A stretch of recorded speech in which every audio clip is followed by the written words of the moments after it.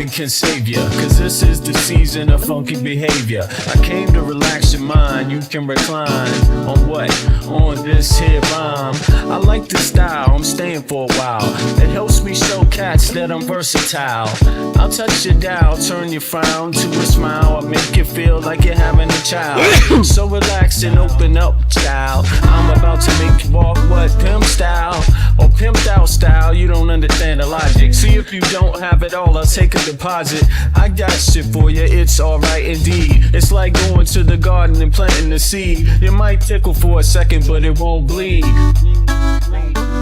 So just relax, just hear a dope track. The vibes is real nice, everything is real fat. You don't have to do work, we do that. It's the type of place where you can wear your hat. Just relax and just hear a dope track. The vibes is real nice, everything is real fat. You don't have to do work, we do that. It's the type of place where you can wear your hat. Your entertainment at the same time, edutainment. In other words, you could call it bent. What I'm saying is that I'm here at your service. It's hard work, but then again, I deserve this. I'm helping people enjoy their spare time. I'm like an instructor when I'm doing my rhyme. Relax and just hear the dope track. It's really not all that, it's not like a gag. We like that when everything is relaxed and chill. You don't have to get fucked up or take pills, cause I like being myself, it feels good. Yo, it makes my meals taste good. It makes my meals taste good. It makes my meals taste good. It makes my meals taste good. So just relax. Here's your dope track. The vibes is real nice, everything is real fat. You don't have to do work, we do that. It's the type of place where you can wear your hat. Just relax and hear a dope track. The vibes is real nice, everything is real fat. You don't have to do work, we do that. It's the type of place where you can wear your hat. Just relax. My mind state, now balloon, it won't inflate. Just take the buzz, this much wiser kid, fuck the shade. And take it to a lower level, and dig a ditch for a devil. Got some more kids and pass the shovel. Dig a hole, take them on a spiritual roll. Lyrics unfold, either that or unroll the scroll. Episodes keep reoccurring and stifling. People's vision get blurring, their hearts start murmuring. I'm about 5 times iller than a Sherman. Introspection is God's gift to the miracle. I freak material, lamb's milk without the cereal. When MCs say your booty, they mean venereal. Your fake material hip-hop killers, they more faking than fucking Michael Jackson and Thriller. The status of a hoe, Quanto Costa. They wanna know how much it costs, kid, I bet for keep tell so me just relax and just hear a dope track. The vibes is real nice, everything is real fat. You don't have to do work, we do that. It's the type of place where you can wear your hat. Just relax and just hear a dope track. The vibes is real nice, everything is real fat. You don't have to do work, we do that. It's the type of place where you can wear your hat. Just relax.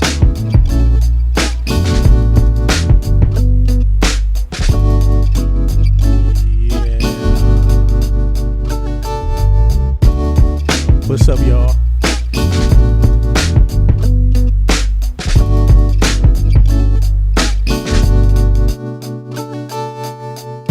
Alright. 1 2 1 2 1 2 1 2. Alright. Back in effect, yes. And yo, I just wanted to say sorry about the technical difficulties earlier today. But I definitely had some.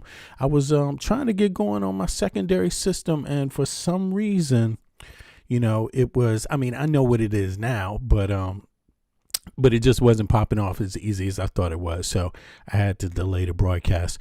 But in any case, as you know, the news is really moving fast in the U.S. and around the world.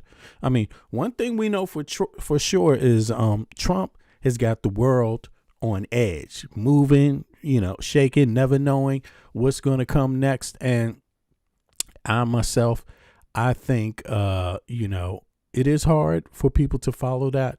And I think it's really unfair, to be honest. Myself, I believe it's really unfair the way that, let's just say the 4 branches of government don't seem to be able to know what it is. You know what I'm saying? That's how I look at it. To me, it seems like a lot of this nonsense with the Supreme Court and back and forth through the court trying to figure out what the Constitution is. Well, it really seems like the U.S. government The Supreme Court doesn't really know the Constitution. I mean, as an American citizen, that's how I feel, because it almost seems like they could shut this stuff down a lot faster, but for some reason don't know the law that well, so they can't. So it's taking them time to figure out, what does this mean in the Constitution? I mean, does it really mean Congress, has the right to tariff? Does it mean that, or does it mean something else? And it literally looks like they are trying to reinterpret the entire Constitution at every whim of a 34-time convicted felon who stole money. Essentially, that's what that means. Millions and millions of dollars from the taxpayers from his own state. I mean, could Trump even run for president in his own state? Could he run for president in New York? How could you run for president if you owe the state millions and millions and millions of dollars? Number one, how would the state let you be on the ballot in the first place? You see what I mean? But that goes out to this 2028 thing, like they don't know if he can run or not. And that's another example.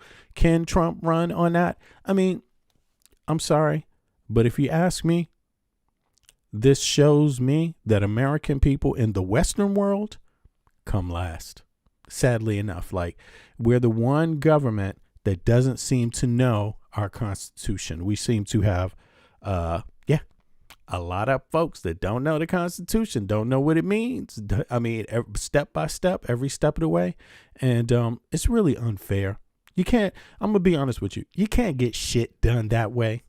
I mean, if you ever wanted to know a recipe for sabotage, just look at the United States government, look at the Congress, look at the Supreme Court, and look at the American people. And ask yourself, I mean, are they doing right by the American people? I mean, the American people pay their taxes. The Supreme Court, quote unquote, supreme, is supposed to be supreme, but it doesn't really know the law. It doesn't really seem to know in advance, like, what a 34 convicted time felon, a person who would take top secret documents on television and wave and say, hey, y'all, I'm taking these documents, and hey, fuck it. Bye.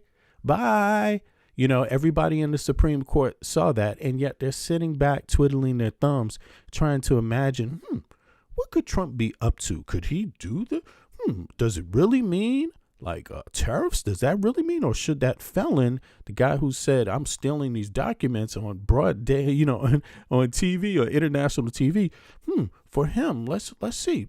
Because after all, this is Trump asking. I guess what they're trying to say is that, no, the Supreme Court is like, we have to take this as if it's any old president asking, because we have to set precedent, and these questions haven't been answered before. Nah, that's bullshit. It's bullshit. This is partisan. This issue is what it is. 6 Supreme Court justices that are Republican, 4 that are Democrat. Same thing in the Congress. Majority Congress is Republican, minority is Democrat. Same thing in the Senate. Majority is Republican, minority is Democrat. Sorry, but this is what it looks like when you have a Republican government, when you have 4 branches of government led by, and of course the president, right? The executive office.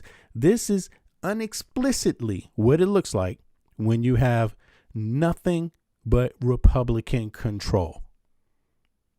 So whatever experience you're going through, understand right now, you're going through a very, very Republican Party experience. Nothing less than that. Very, very Republican. So on that note, I feel sorry for Americans. Americans really need to ask themselves, is this how other Western democracies do things? Is this how their Supreme Court handles their people, their citizens' basic rights? When they pay taxes, is this how other governments in the West play around with their citizens' taxpayer dollars? Or are they owed and deserving of much, much better? I mean, living outside of the U.S., being an American citizen, born and raised in the United States of America, Washington, D.C., family on both sides of my family go back to the colonial period, I say United States citizens are deserving of way, way better treatment from their federal government, from their federal dollars. I say the Supreme Court is full of shit. The Congress is full of shit. The White House is full of shit. And the Senate is full of shit. And I say, yo, American citizens, if you are trying to make this seem normal, then you still don't recognize what's going on. This is not normal in any Western standard, according to any. This is just not normal for the United States. And of course, they might be trying to convince you of that. But in any case, on and on. Let me see who's in the chat real quick. Yeah, and sorry once again for coming in late today. Yeah, I had some difficulties with the stream, getting the stream popping. Let me see here. Damn, what's the chat look like? Do I see anybody in the chat?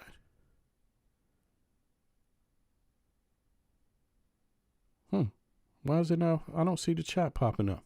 Oh, okay, I see folks now. Damn. All right, there you go. What's up, y'all?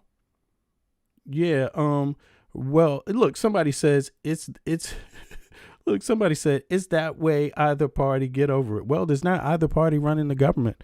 There's not either party that's the majority of any branch of government right now. And if you think that there's either party in the majority of the government right now, then you are ignorant as hell, basically. And you have the right to be, you know. You voted for Trump, right? I can imagine. Yeah, I mean, yo, this is ill, because I don't know any other people that are happy with their tax dollars being spent the way they are. I mean, think about this. You got Elon Musk, right? He is a naturalized American, meaning that he wasn't born in the United States, but he has access to your treasury. I mean, if this is what the standard is going to be, then welcome. You're going to have a lot more of this. Then you have Peter Thiel. Both Elon Musk got 3 citizenships. Hey, I guess you like that. That's who your champion is. Peter Thiel, he's got 3 citizenships. I guess you like that. That's your champion. That's how you do nationalism. That shows that you're a real nationalist when you have 3 citizenships. Wow. That's really normal for nationalists. Okay. Yeah. I mean, this is a really interesting thing. Of course, we know that trolls is going to normalize anything. But I could tell you one thing for sure. I'm very, very happy I am not you. I'm very, very happy I am not you right now.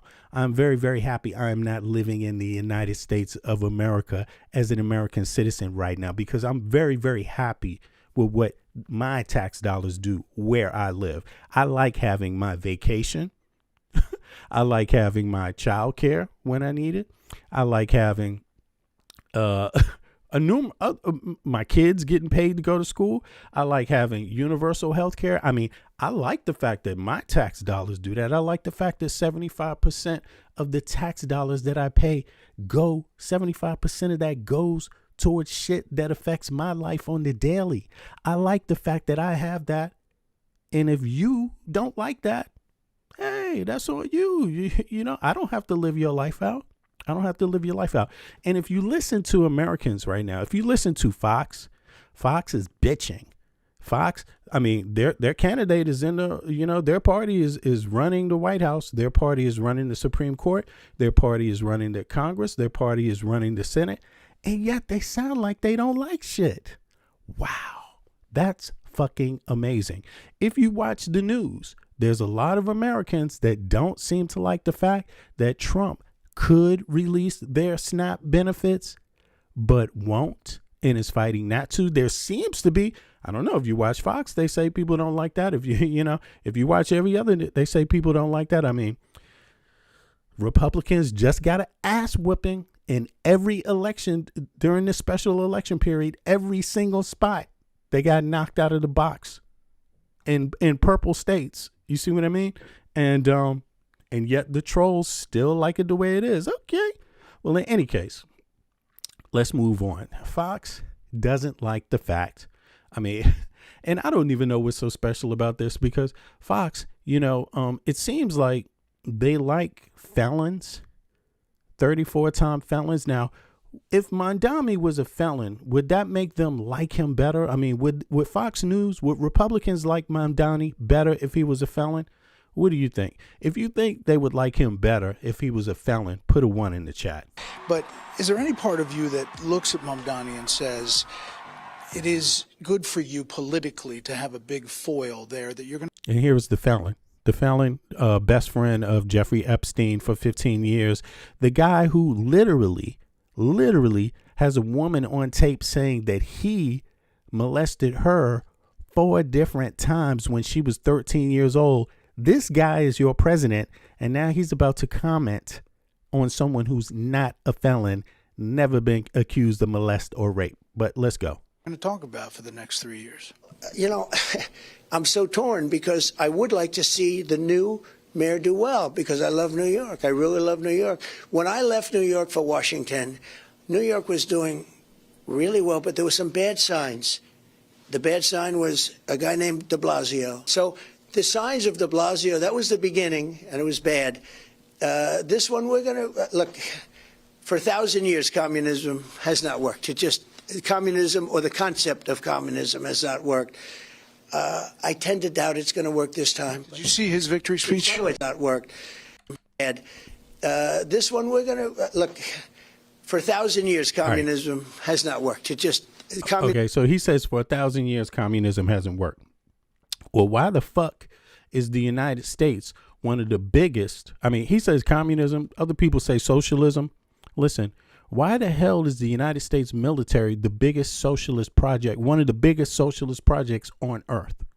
Like flat out the gate. Why does the USA military seem to think it functions best when every single American is going in their pocket and chipping out some money to it?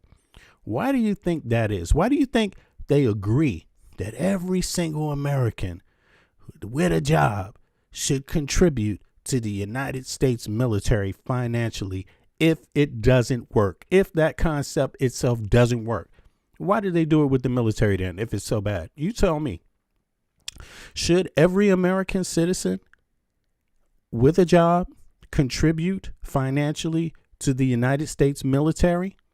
If you agree, if you think every American should contribute to the United States military from their federal payroll taxes or payroll taxes at all, put a 1 in the chat.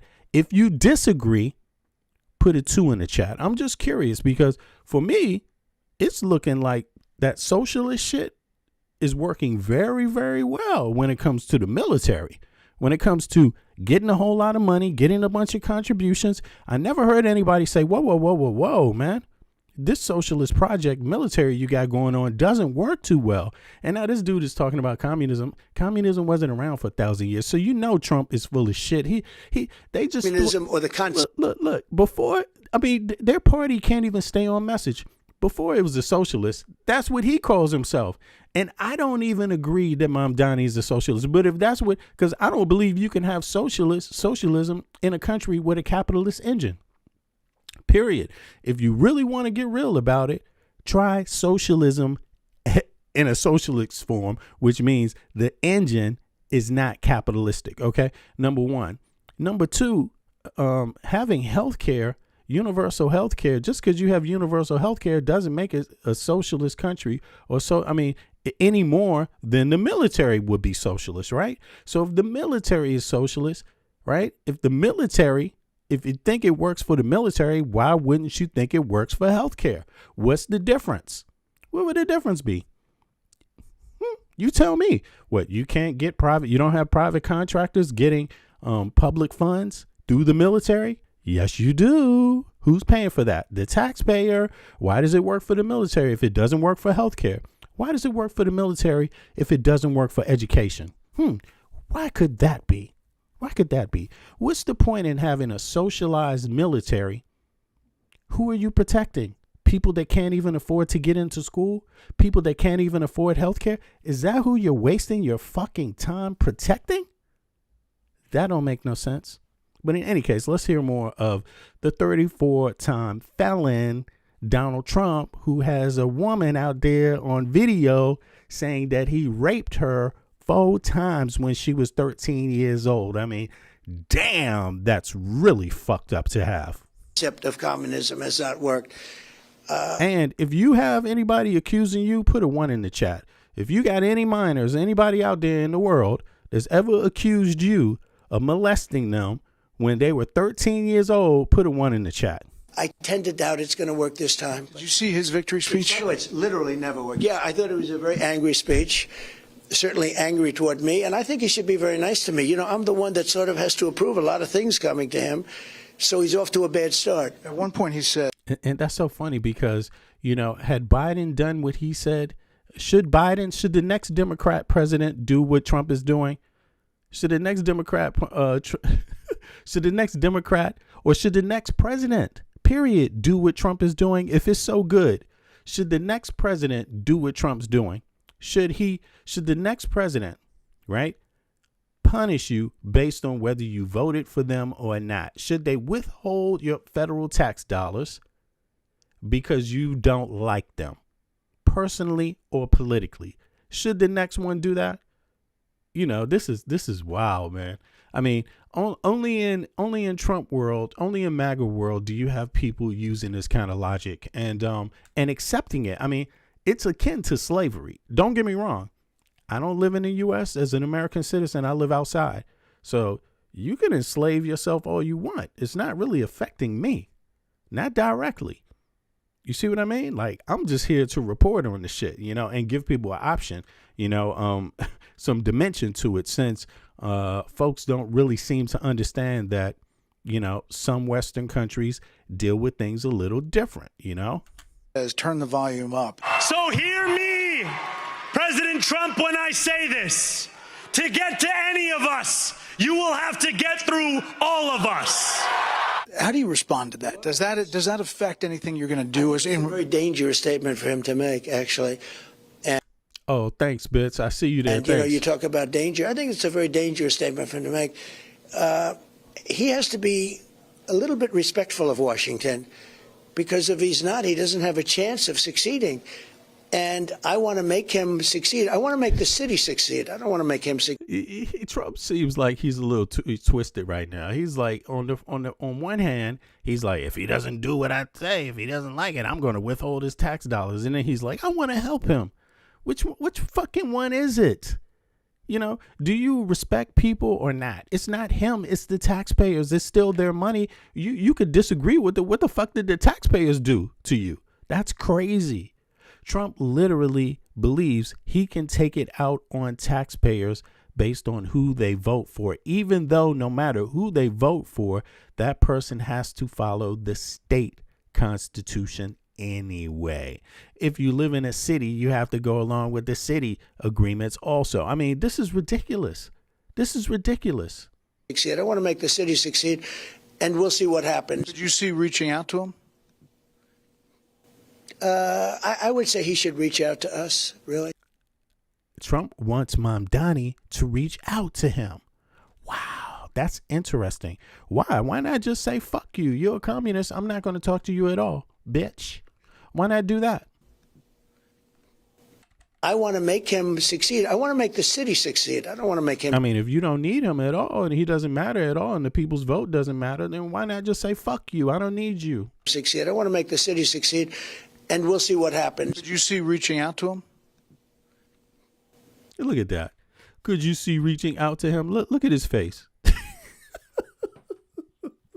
Yo, that he had to think about that. That is weird for a guy who has the axe in his hand with the stick in his hand for dealing with everybody.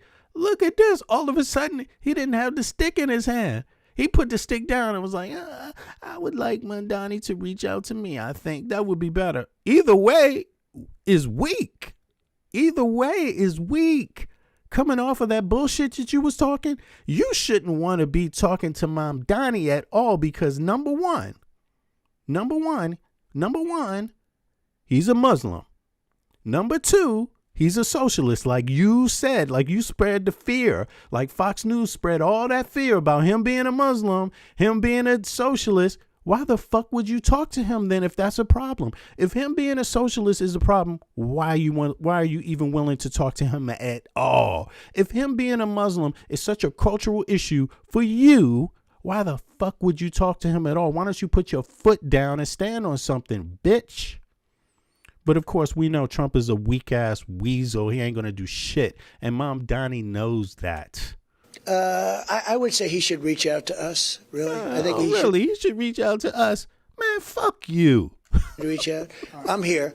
We'll see what happens, but I would think that it would be more appropriate for him to reach. What you gonna do? Give him a bribe? What you want Mondani to reach out for you? So you want to give him a bribe? You want to offer him a bribe? Huh? Is that it? You want to offer him some Bitcoin? What you want to offer him? A bribe on the side? You want him to do a Eric Adams on New York City? Is that it? You want to offer him? If he's not convicted of anything and he's not a criminal, what the fuck can you offer him? Nothing. Nothing. Reach out to us. So speaking of reaching out, is there a deal that can be made to end this government shutdown in your mind? Ooh, this is tantalizing. Wow. You mean they just flipped right over from that over to the shutdown? Damn. Here's another look. Here's a whole now he had that stick, that dictator stick, that authoritarian stick. He's just like, don't talk to the Democrats. That's what he told the Republicans. Don't talk to the Democrats. Let's see if that authoritarian has lost a little bit of that stick now. Well, I think you see that? You see, he's not really that sure. See, Trump thinks people haven't figured him out yet, right? Everyone knows that he's getting something out of the shutdown. That's easy to figure out what he's getting. But what is it he's not getting out of the shutdown? And that's what's actually on his mind, too, at the same time. He knows that it's not good for him also. That's number 3. So he's not really sure. He doesn't have that, forget it. Because he could have easily said that a month ago. Forget it. No, that's it. Either the Democrats do this or nothing. Democrats have become Reaching out, is there a deal that can be made to end this government shutdown in your mind? Well, I think the Democrats have become radicalized.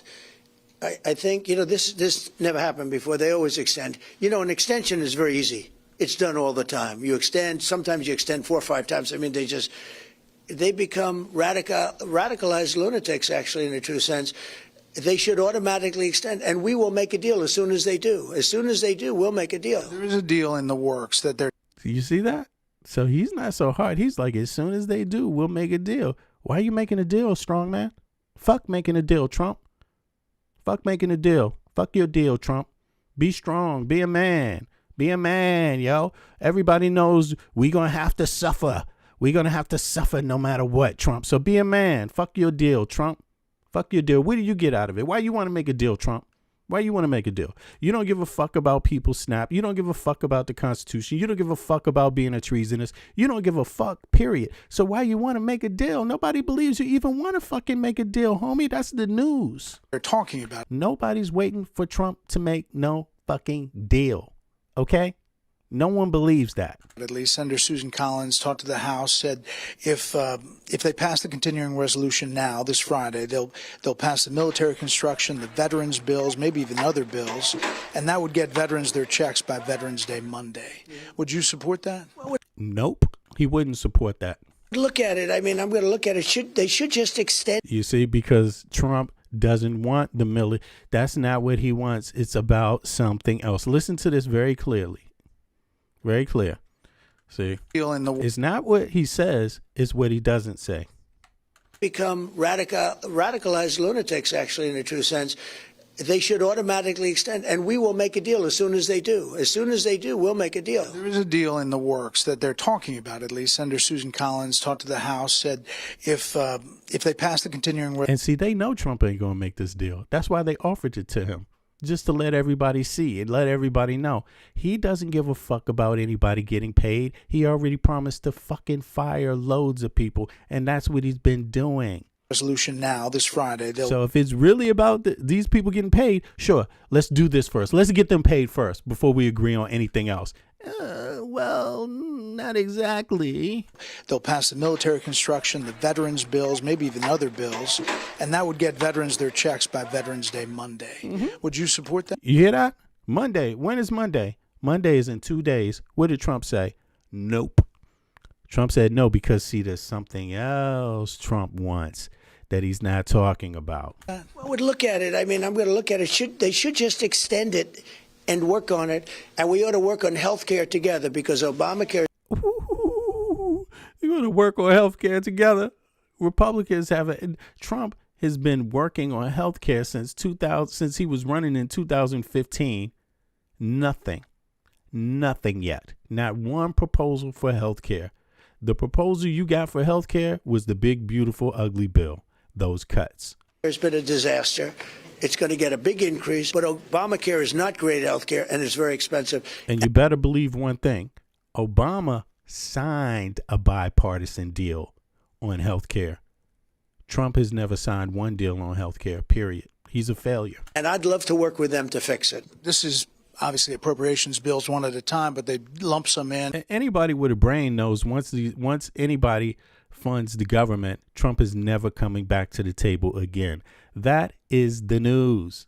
So nobody's fooled by that. That's why the government's not going to be open up. And people, American citizens, you should actually, like I said some time ago, folks should get ready. Folks should expect this shutdown to be permanent, indefinite.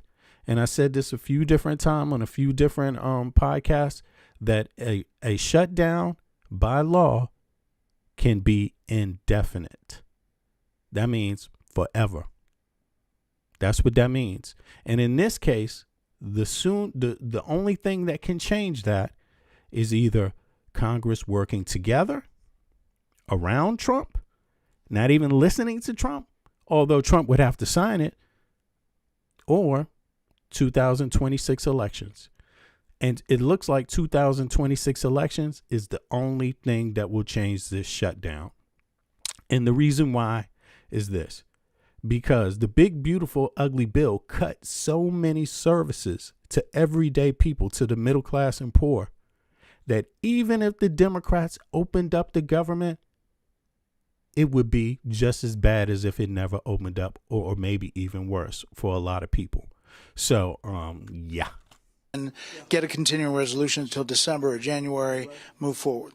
Let's move forward. I say keep it shut down until they impeach him. That's what I say. I'd like to move forward. Plus, Trump is going to die soon. So keep that in mind. I mean, a good thing to do is, since people are so partisan, a good thing to do would be keep it shut down until he's dead. You know, don't give him the opportunity to come to any agreement for the American people. Just deny him that as a president. Fuck it. And since people didn't like Biden and didn't like Harris, right? They thought that they were worse than Trump. That's even more of an incentive to just keep it shut down, because people like the fact that the Republicans have all 4 branches of government. So let the Republicans solve the problem by themselves. Get it going, but it's really up to them. And we're here. If they say yes, it's done, because we have already, we have voted just about unanimously, almost unanimously, to move forward.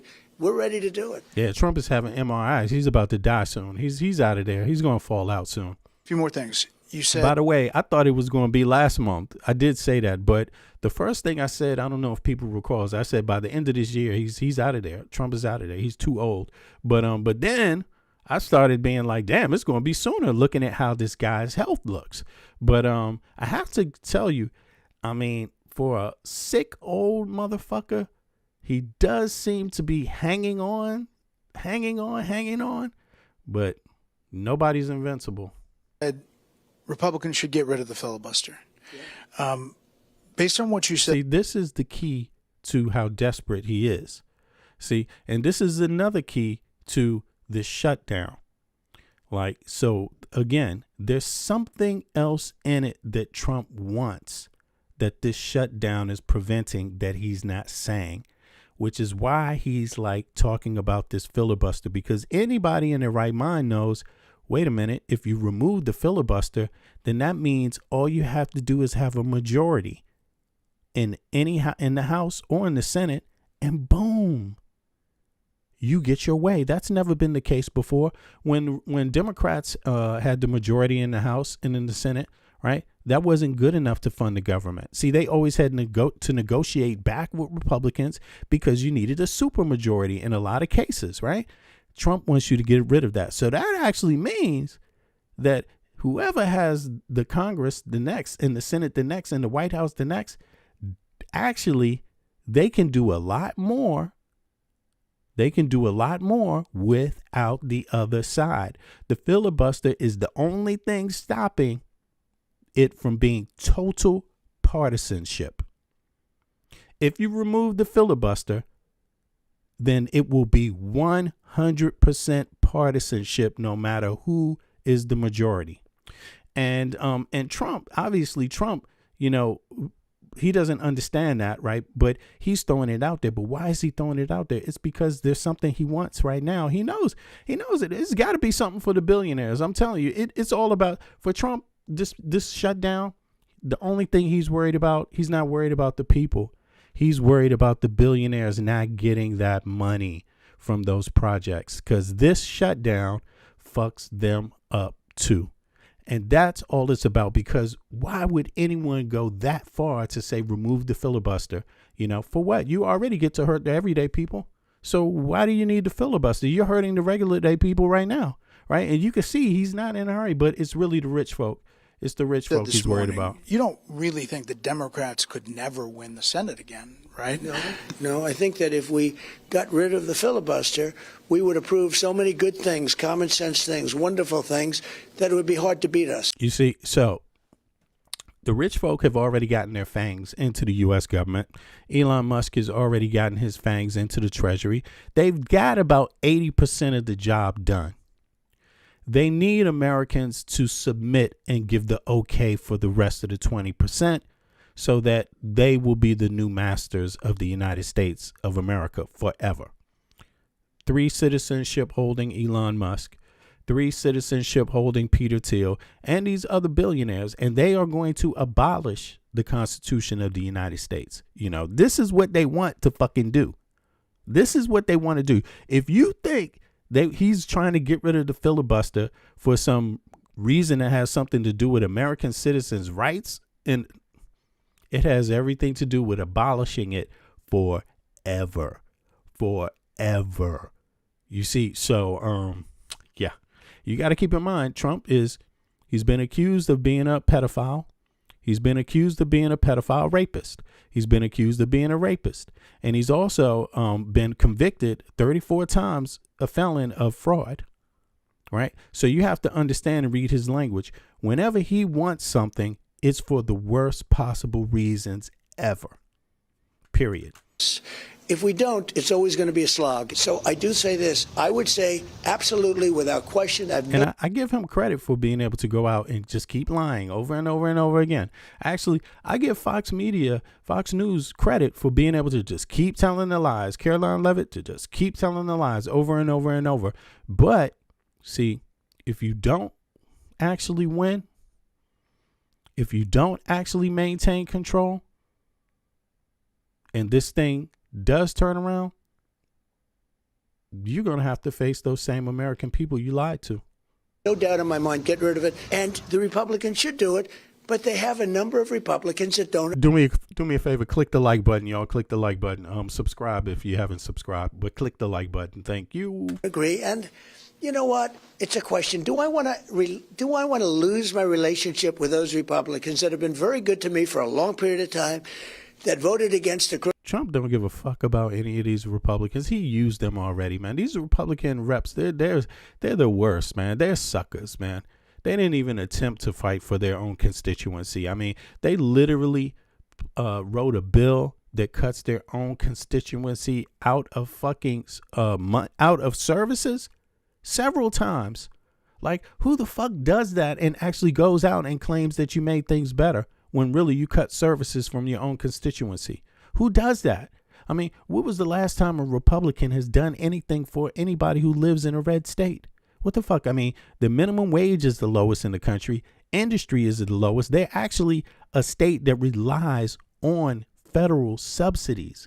Like red states, majority of them rely 100% on federal subsidies. It's only the blue states that are generating more. They're generating more federal tax dollars than the red states, you know? So you're looking at a situation right now where the red states have all the power, but they generate less of the federal budget. And the blue state people, they know they generate more of the federal operating budget. And so the blue state people are putting their foot down. They're saying, fuck this. You know, this is not how it's supposed to be. And, they're just willing to let shit drag out and see how well you like it, you know? And I say, let that shit drag out because whatever hurts Trump, whatever hurts Musk, whatever hurts Peter Thiel, whatever hurts their agenda is good for the American people. Crooked Democrats on impeachment and everything else. Do I want to lose them over it? I think it's a very important point. Do you ever have people that are wrong, but you can't convince them? So do you destroy your whole relationship with them or not?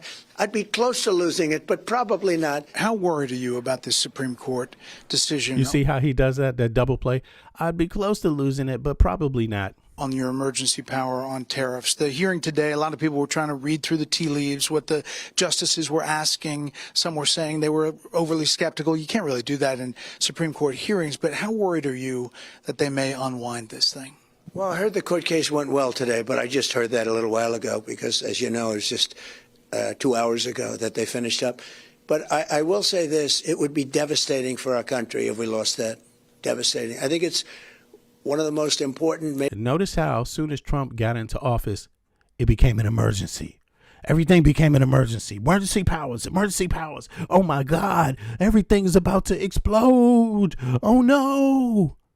Everything. Trump can't do. He didn't even want to do one thing. The one thing that he did, the one single thing that he did is the only thing that he ever even wanted to do. That's the big, beautiful, ugly bill. He had no intention of doing anything else. And by the way, Schumer is looking not too good right now. Even though Schumer's been holding the line on this thing so far, he didn't hold the line the last time. And a lot of Dems are like, damn, why did you even break ranks when we could have solved this thing back then? And it's turning out to look like, yep. You should have held the line back then, and then we wouldn't even be in this situation. You know, that's what it's starting to look like for me. But I mean, they're still not getting the government funded. It's still not funded. But why wait to the last second to do any of this? You know what I mean? They could have just stopped the bill in the first place, you know. But in any case, let's hear. Maybe the most, but one of the most important cases. And Trump thinks that, you know, because it's an emergency, because the U.S. is burning down. On day one, he got into power and the U.S. was burning down, y'all. That's him.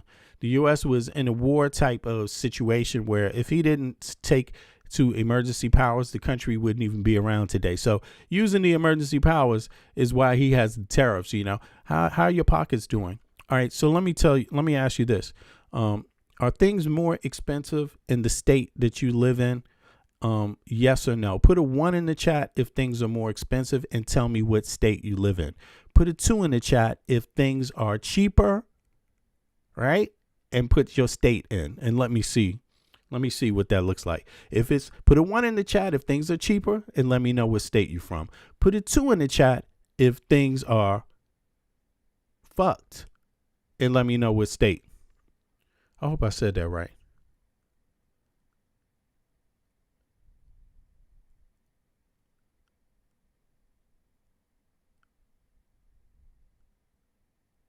Did I say this shit right? I think I screwed it up, y'all. I think I screwed it up. I'm sorry. I'm going to say this again. If things are cheaper right now, put a 1 in the chat and let me know your state. If things are more expensive, put a 2 in the chat and let me know your state.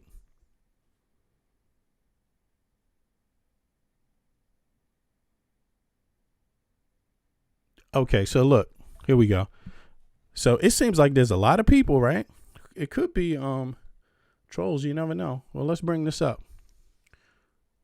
Let's see here. That's really interesting. Yeah, let me see here. I just want to pull up some data while y'all let me know if things are cheaper in your state. Cheaper regarding what, too? We went through this the other day, and somebody was like, yeah, the real estate prices are going down. Yeah, no shit, Sherlock, because times are hard. Usually when real estate prices go down, like that's not it's not always a good sign that things are doing better. The cost of goods are going up. A lot of people trying to get rid of their houses now. So for real estate people, that's really great, by the way. It's for the 1%. But keep in mind, ain't none of you in my chat millionaires. You all are broke asses. You all are middle class people at best. So do not be trying to use some philosophy that fucking works for rich people right now, because I ain't buying it, all right? You all mostly are barely surviving. You are 1 to 2 checks away from being on the fucking street. So just keep it real when you give me your feedback. All right, now let's see here. What states in the USA are experiencing shit? You ain't gonna fool me. Experiencing inflation and on what goods and services? What the hell? People be trying to play games and shit. You think I buy anything anybody write in the chat? Hell goddamn no. What the hell? You must take me for a fool. I am not. And keep in mind, I have universal health care, so I'm not a goddamn fool, okay? I'm not scratching for it, okay? My kids get paid to go to school, okay? So I'm not ass out. I'm just trying to be real, okay? So let's see here. Let's turn this one up. Can y'all see this? Oh, but wait a second. Let me pull this over here. Boom. All right, so let's see what it got to say here. This is on inflation.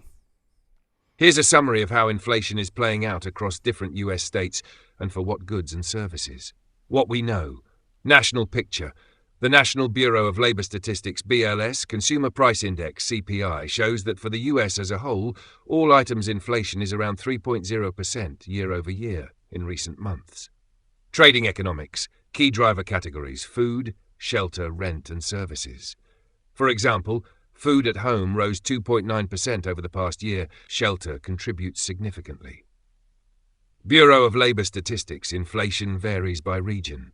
The BLS charts show 12-month percent change by region, Northeast, Midwest, Southwest, though the data is for broader regions, not each state. Bureau of Labor Statistics. State and local insights. The United States Senate Committee on the Budget, Joint Economic Committee, JEC, published a state inflation tracker which reports how much inflation has cost the average household in each state and which spending categories drive it. yec.senate.gov. For example, in June 2022, the largest monthly cost increase due to inflation was in Illinois, $105, Michigan, $103, etc.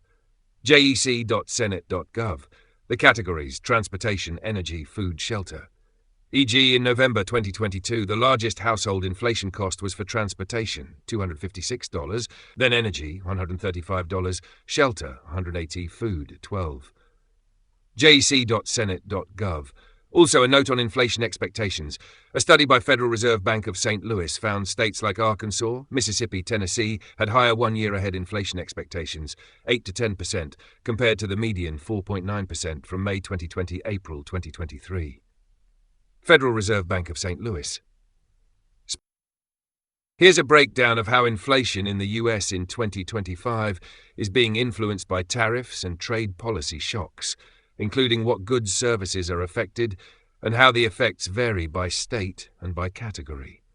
While data by state is still limited, we do have meaningful national and state impact estimates. What we know about tariffs and inflation in 2025. This is the updated data. Magnitude of the effect. According to research by the Federal Reserve Bank of St. Louis over the June-August 2025 period, the tariffs on imports explain about 0.5 percentage points of headline PCE, personal consumption expenditure, inflation, and about 0.4 percentage points of core PCE inflation, excluding food and energy.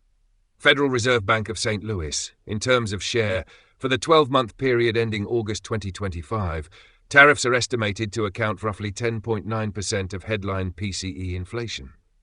Federal Reserve Bank of St. Louis, a study by the Budget Lab at Yale University, State of U.S. Tariffs, Sept 4 2025, finds that under a baseline scenario, the 2025 tariff policy would raise the overall U.S. price level by around 1.7% in the short run.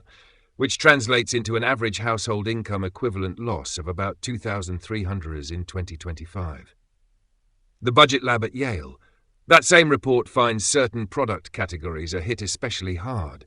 E.g., in the short run, leather products, prices are up 37%, apparel prices 35%. The Budget Lab at Yale.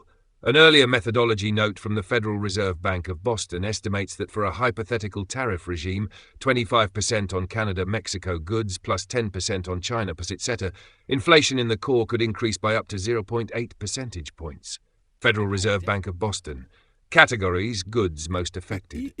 From the above, apparel, clothing, leather goods, strongly impacted by tariffs in 2025. Look at this. This is crazy. These prices are crazy. Look. Hold on, let me go back there. It said metals are up 52%. And this ain't even food. I mean, damn. Look at this. Look at this. Metals. Precious metals under the alternative scenario, certain tariffs invalid show big increases, 52%, up to 52%. Look, y'all, everybody knows that. I mean, what you're seeing, people complaining, when you have Republicans complaining on TV, okay, about what is it, about tariffs, right, and the cost of goods, that basically means this shit is like expensive. That's what that means. It means it's not doing good, you know. And I don't know why anybody would come in the chat and try to debate that, you know. I mean, there's very few American citizens that, in reality, I'm not talking about on the net, I'm talking about that you meet on the street, that you talk to in real life on the telephone, that's going to tell you shit is cheaper. And but there you go. You know, you just got to understand that what won the election, what won the 2024 election was internet trolls. That they won it for Donald Trump. And the disinformation had a lot of people fooled, but it ain't working no more. It's not going to be enough to get people ain't stupid anymore. You could tell them a million times over the internet this shit is cheaper. That won't work. They will not vote for Trump again. They're not going to vote for anyone associated with Trump or this cabinet again. No matter how many times you tell them shit is cheaper, they know shit is more expensive, period. Right. And again, I'm talking about the everyday people. Now, the folks that are like billionaires, they're going to vote for Trump again. The people that, you know, want that 10% break and don't give a shit about anything else in the country, they're going to vote for Trump. You know, those people always been backing Trump, and they're going to continue to, and that's just how it is. But the people, the average person, are the majority. The middle class is the majority. So, you know, yeah, if you love your country, then, you know, and you being honest, you know that this shit was supposed to get better under Trump, and it got worse. Doesn't matter if you thought it was okay under Biden, right? It doesn't matter if you thought it was bad under Biden. Yo, you could think it was bad under Biden all you want, but it got worse under Trump, okay? No problem at all. Inflation was high under Biden, but it got worse under Trump. The cost of goods were bad under Biden, but it got way worse under Trump. And that's just what the facts are. Now, let me see here. How much of it? Now, we heard Trump talk shit. He's going to keep talking shit. And I give him credit. The old dying ass motherfucker, he is rotten to the core, and he is going to talk shit until it's over because he doesn't give a shit about you. I mean, if I didn't give a shit about you, I would do the same thing.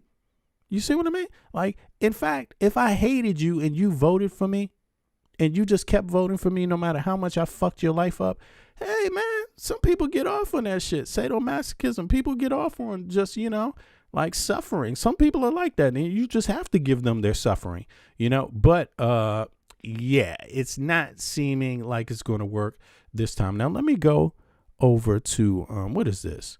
Before we get into Kash Patel's temper tantrums, this is what it's looking like. This is what it's looking like to a lot of people, and this is not just Dems. It's difficult to understand how they just can't figure this out. You know, it's going to impact everybody. You guys got to get it together. You guys just have to sit down, talk like regular human beings, and get it done. You know what I mean? I mean, this is ridiculous. People are really hurting out here, and it's not just the traveling public, but it's affecting the whole economy, and you people are to blame. Now, Trump is telling Congress, don't meet with the Dems. That's what he's telling Congress. Do not meet with the Democrats. And but it's only Congress that can draft these laws. It's only Congress that can come to an agreement. It's not Trump. That's not even his business. His job is to sign agreements that are written. Even more cancellations as airlines are buckling down for. Oh, okay, so let me, since to the trolls don't think shit is more expensive. Okay, so things aren't more expensive then for the trolls. So is this real? Is this real? Are flights not flying because of this shutdown too? Is that what's going on? I mean, you tell me. Day 2 of federally mandated flight cuts in the face of the government shutdown. Right now, nearly 800 flights for tomorrow have already been canceled. Today, a 4% reduction in. I mean, is this real? First of all, is this real? If this is real, if these cancellations are real, put a 1 in the chat. All right. Because I'm not in the U.S., so I don't know if they're real. Right. Put a 1 in the chat if the cancellations are real. If the cancellations are not real, put a 2 in the chat. If CNN is lying their ass off, put a 2 in the chat. But if it's real, put a 1 in the chat. I just want to see. I don't tend to go conspiracy every goddamn day I wake up. You know what I mean? I mean, I would like to think if they're saying it across independent media, goddamn legacy media, Fox, even Fox is saying this shit is real. I would like to think it's real. But look, somebody said it ain't real.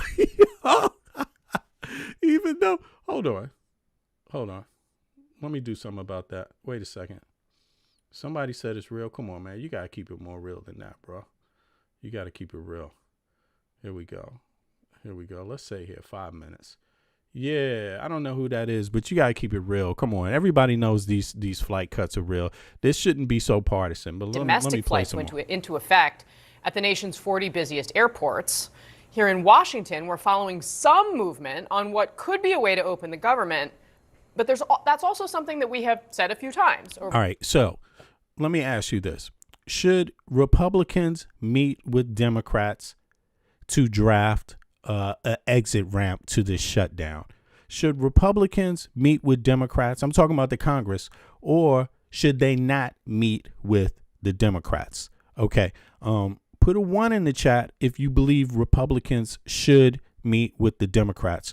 Put a 2 in the chat if you believe they should just hold the line. Don't meet. Make Democrats cave in. Put a 2 in if they shouldn't meet with the Democrats at all. And put a 1 in the chat if they should. Now, I would be thinking myself that the way Congress works is that if you're talking to your constituency, if I was a Republican rep and I was saying, damn, this shutdown is hurting you, then I would be saying at the same time, I'm going to go meet with Democrats and try to find a solution. I would understand that. But it doesn't seem like that's what Republicans are saying. They seem like they acknowledge the pain, but yet they're saying don't meet with the Democrats. So I'm just curious, what people think. I live outside of the U.S., although I'm an American citizen. And personally, I think the Dems should stay on shutdown until I think it shouldn't be about this financing the government. I think the shutdown should be about impeach Trump. Fuck it. That's what I think it should be about. Because I'm going to be honest with you.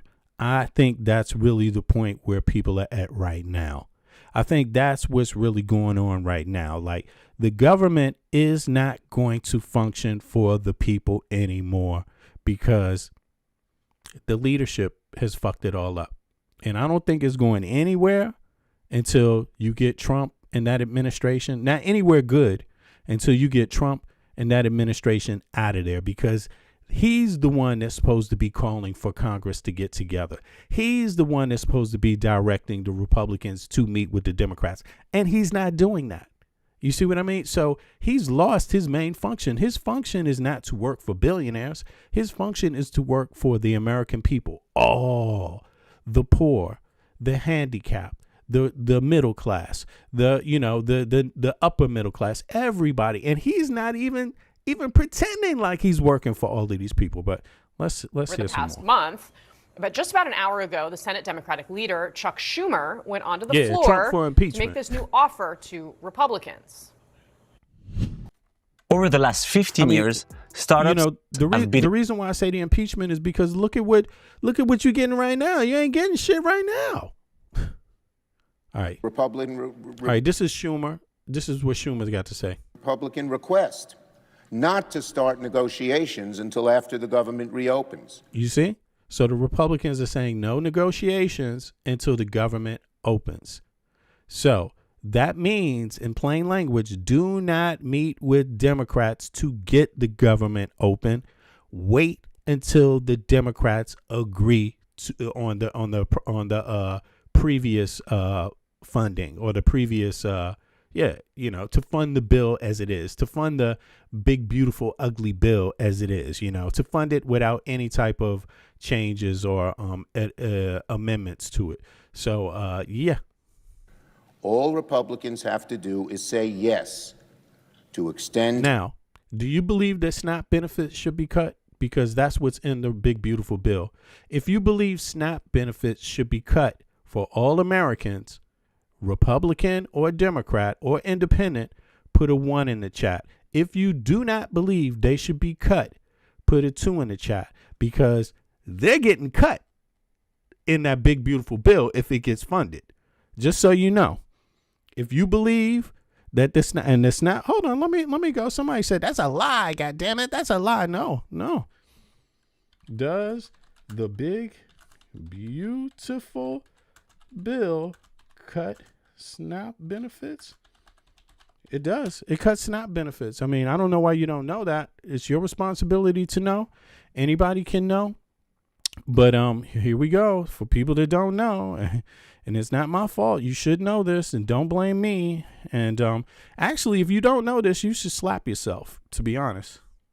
Yes, the One Big Beautiful Bill Act of 2025, OBBA, does make several changes to the Supplemental Nutrition Assistance Program, SNAP food stamps, eligibility, benefits, and program administration. USDA Food and Nutrition Service, here's a breakdown of what it does and who is affected. Key changes to SNAP under the bill. Some major SNAP changes include: the bill limits future benefit increases by placing a cost-neutral requirement on how the Thrifty Food Plan, which helps determine benefit levels, is evaluated. USDA Food and Nutrition Service. It expands and tightens the work requirements for able-bodied adults without dependents, ABDDs, e.g. raising the age upper limit to 65, narrowing caregiver exemptions, removal of previously broader exemptions, veterans, homeless, youth aged out of foster care, in many cases. NCSL, it modifies eligibility for non-citizens, certain groups, refugees, asylees. So you folks are just mean-spirited. This is like they're cutting benefits for, veterans, homeless, youth age without foster care, kids without foster care. You would cut their You are some despicable motherfuckers. Like, fuck you. Anybody that believes this shit should go, fuck you personally. That's what I got to say to you. You are. And look, I've been an able-bodied working man my whole goddamn life. I've never relied on any of this shit. But goddamn, I would never think of, I'm not such a hateful person. I would never think to take any of these benefits away from anybody that fucking needs it. Like this is just hateful. Raise the age upper limit to 65, narrowing caregiver exemptions, remove.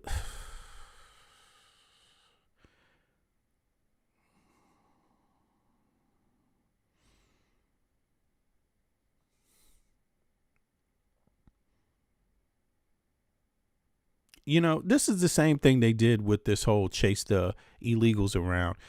This thing with the healthcare. They keep talking about illegals getting the healthcare, and people don't realize, no, if you change the law to try to go after the 0.3% of illegals that might get some emergency healthcare, if you change the law to stop that tiny ass percent, you're actually stopping yourself too. And a whole lot of other people. That's the problem with these kind of cuts. And some people are too stupid to even read the goddamn bills and even know what's in it. Like, yo, this is crazy. This is crazy. For example, in one state, Ohio, more than 4,100 residents, including about 1,700 children, are expected to lose eligibility because of non-citizen eligibility changes. Okay, another analysis estimated that nearly 3 million young adults 18 to 24 could lose access have reduced access due to expanded work requirements and other rules. Right. It's not just about this is not just about illegals. That's the thing. This is crazy. They always start that off to get you like the carrot to get you to bite on it. But listen, the bottom line is not that many illegals, just like on the healthcare. It's not as many as is way more other people that are affected by this stuff. Let me see here. My takeaway, future elevation. Let me see here. Let me do something. Who is affected outside of illegal immigrants or non-citizens? Let's see here. Let me get real clear here, because, you know, they like to sell you a caveat, you know, always give you the illegal thing up front, you know, so you don't read what's after it. Okay. Now check it out. Groups of U.S. citizens affected by SNAP cuts. Here it is. Able-bodied adults with dependents. Okay. With dependents. This is people with kids or others in their life. And it's the same thing. You know, I wonder about Americans, man, how they thinking like, you know, you guys pay into healthcare, and the moment you lose your healthcare, the moment you lose your job, you ain't got no healthcare no more.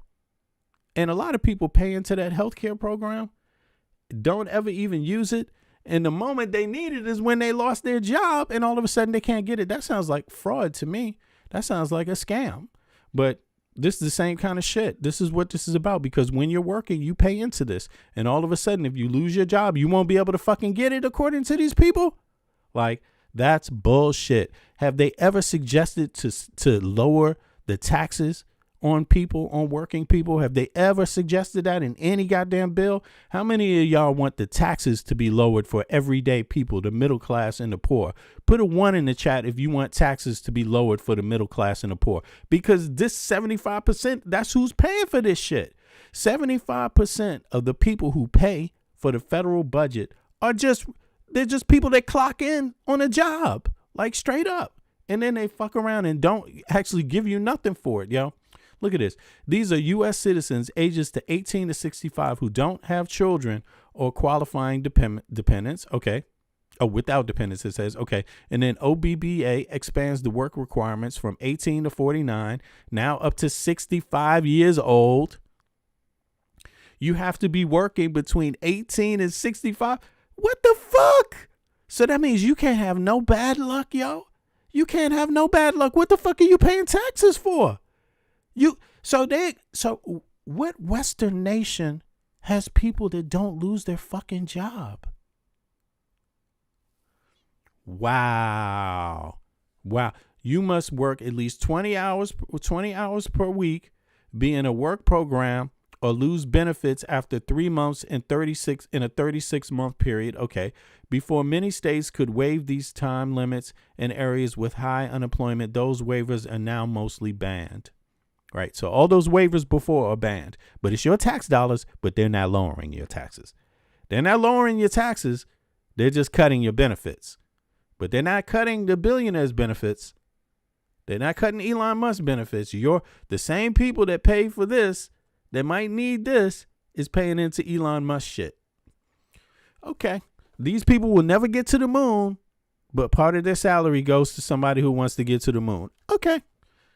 Who loses older workers 50 between the years of 50 and 65, not yet retired but unemployed, are in unstable jobs, particularly in rural or low employment areas. So that's a lot of red states.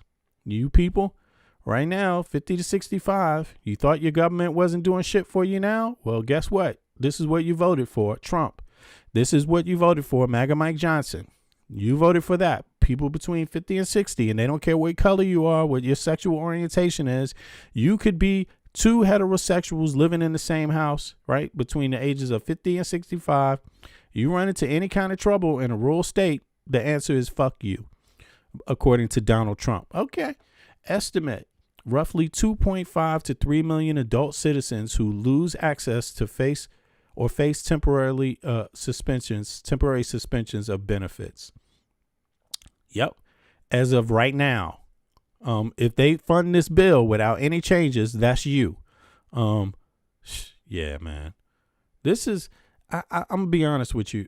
I've lived outside of the U.S. for a while, in one of the more progressive tax countries, and I will never understand this. I will never understand it. I could never understand it. It's just highway robbery. What Americans do with taxes, and they're just robbing.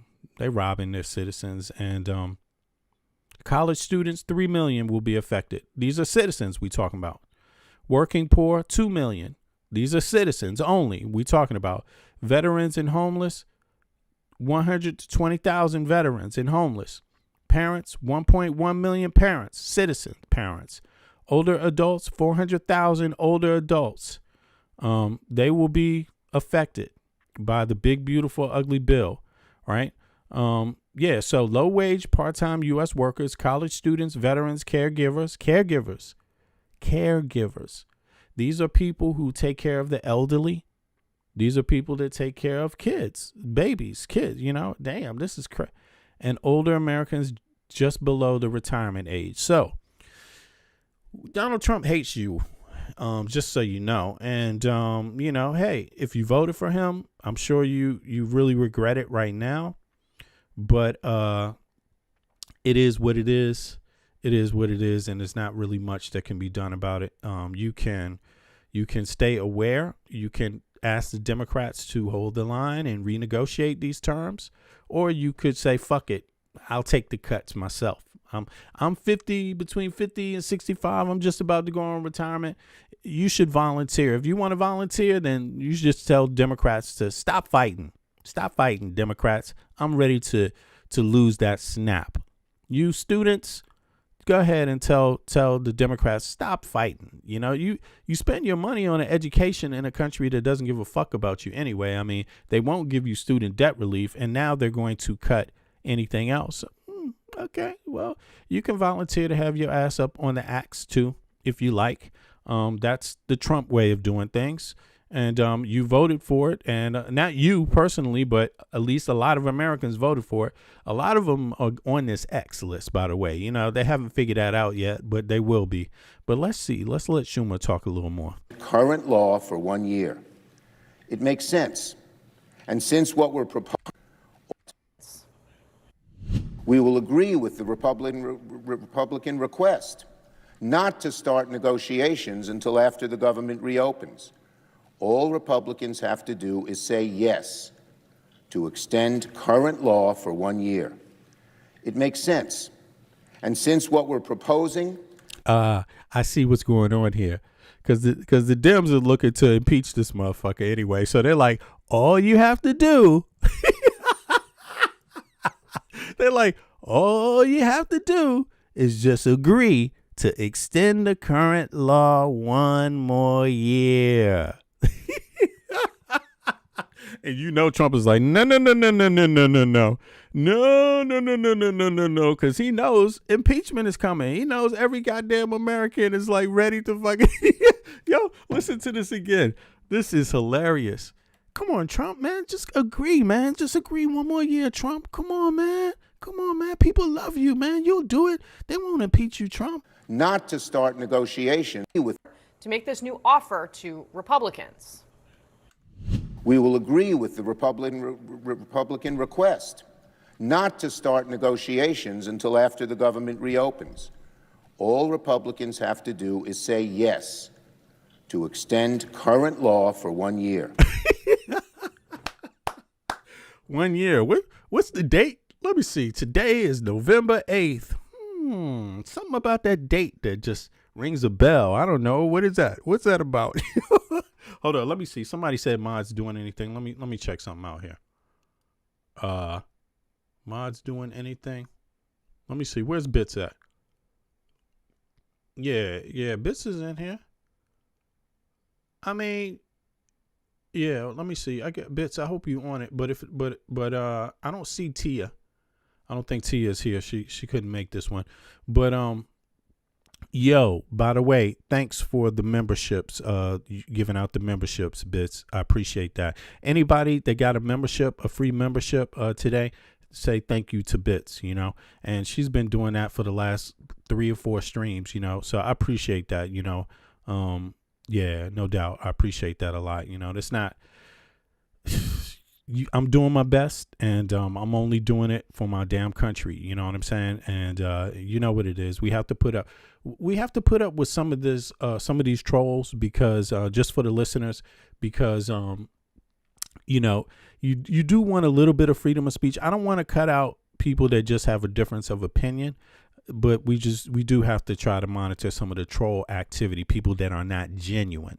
It's okay to disagree genuinely if you're an American citizen on these topics, but if you're just trolling, that's not what we want. You see what I mean? We don't want that. You see? So so be mindful of the things you put in the chat, because we don't have to listen to no bullshit either. You know, be respectful too. You can have an opinion, but be respectful. I'm the one that's allowed to go a little bit further because it's my podcast. You see what I mean? But I even try to set limits on myself sometimes, because I'm telling you, again, I'm born and bred American, born and raised in Washington, D.C. My family on both sides comes from the colonial period of the United States. I do not like what I'm saying in this particular government, and I'm encouraging all, no matter what your party is, Republican, Independent, or Democrat, to stop the takeover of our fucking country. Like, seriously. So that's what I'm here for. I don't care who you voted for last time, and but I do think that there's enough, you've seen enough to know that something is terribly wrong. So people that want to be real about saving our country, I don't care what party you're from. You know what I'm saying? So on that note, although I'm a Democrat, by the way, I'm a proud Democrat, but at the same time, I don't vote just because somebody's a Dem. You see what I mean? And I vote for policy, and Democrats just happen to be the party that has, you know, that is pushing the policy that I like. However, I would like it to be even more progressive. However, look at the Supreme Court. You're never going to get a Supreme Court, a progressive policy out of the U.S., a truly real progressive policy that American citizens truly deserve, until you impeach some of these Supreme Court justices, because that's why you don't have it. The student debt relief shot down by six Republican Supreme Court justices. That's why students are still rolling around in the United States of America with a ball and chain on their ass for their entire fucking life, just because they wanted an education. That makes no goddamn sense. That's the only Western country that does that. You should be ashamed. You should be ashamed. And you talk about caring about your country. If you care about your country, why don't you want people that are born citizens to actually have SNAP? You don't want American babies being healthy? You don't want American kids having having access to any education that they want? You don't want that? You don't want American kids having childcare, proper childcare? Like, you're not a fucking patriot if you don't want those things. You don't want American families having a decent paying wage, a decent household income? You don't fucking want that? Yeah, I ain't being fooled. You can chase around all the immigrants you want. That shit, that other stuff is what's supposed to be changing. You know, you could change all these other things even without the immigrants and still be, you know, but they don't do that. They like to say immigrant as a reason to do nothing else right. To do nothing else right, you know. So anyway, let me let this play some more. Come on. It makes sense. And since what we're proposing is only a simple extension of current law, the Senate could do this within a few hours. So speaking of the United States Senate, this just in from President Trump just a few moments ago. He writes this on his Truth Social platform, quote, "The United States Senate should not leave town until they have a deal to end the Democrat shutdown. If they can't reach a deal, the Republicans should terminate the filibuster immediately and take care of our great American workers." Of course. Educated people. Look, this is what Flowers said. Flowers and mushrooms. Yeah, educated people make a country strong and productive. It does. And it also decreases crime. You know what I'm saying? I mean, if you really hate crime, then why wouldn't you want everybody having access to? Why are you making people go in debt for education if you really are against crime? Like, none of that shit makes any goddamn sense. You see what I'm saying? And you can try to chase down. I'm going to tell you, these people are not even effective at getting rid of immigrants. They're effective at having a show, creating terror. But how many immigrants they're really capturing, you can tell, and putting out, you can tell they don't release any numbers. Why don't they release numbers? Because it's just a show. It's just a show. It's just a show to distract you from the fact that they want to steal from everybody, the American citizen too. That's what it's about. The question, will the Senate work through the weekend to try to get something done? CNN's Arlette Saenz is on Capitol Hill for us. We're also joined now by CNN aviation correspondent Pete Montine, who is at Reagan Airport, of course, just outside D.C. Arlette, let me ask you, I mean, do me a favor, click the like button, y'all. Clearly, Senate Republicans do not want to end the filibuster. The president has been on them to do it, but they have been pushing back against that piece of it. What do you make of the fact, and how do you think it's going to affect the politics on the Hill, that he is now saying that they should go nowhere until the shutdown is ended? Well, Casey, Senate Majority Leader John Thune has actually left the door open to senators remaining here over the weekend to continue work. See, I think soon as Trump said don't do anything, right? Soon as Trump said that, I think the move should be impeach. Like, I really think any decent congressional member and senator would be like, all right, we have to impeach this motherfucker, because that's definitely not what a president is supposed to say. The president is supposed to encourage all parties, because they're getting paid off the taxpayer dime right now. He should be encouraging everybody to go to work and get something done. And it's just basically, what do they call that? An absence of duty. An abdication of duty. Yeah, there we go. Sorry about that. I almost lost my my language there. It's an abdication of duty. That's his job. That's literally the president's job, to tell people, yo, we need something going on here. Get out there, Congress. Get out there, Senate. And he's actually calling for the opposite. You see, so I don't think Trump, I think Trump, myself, I mean, just reading between how he meanders this situation, to me, it seems like Trump is only trying to get 20% more of his initiative done. Like, the rest of the shit doesn't matter. So he's going for the easiest thing, the thing that he thinks can get it the fastest, and that is starving people, right? I believe that's what he thinks he's going to do. Like, he thinks he only needs 20% of his agenda left to do. So right now, starve people and you will get it in this one act. Boom. But I think that is truly treasonous. And I think senators and real senators and real congressional members would really have to think, like, why is this guy like thinking that he can do it that way when there's a lot of different things that can be done, right?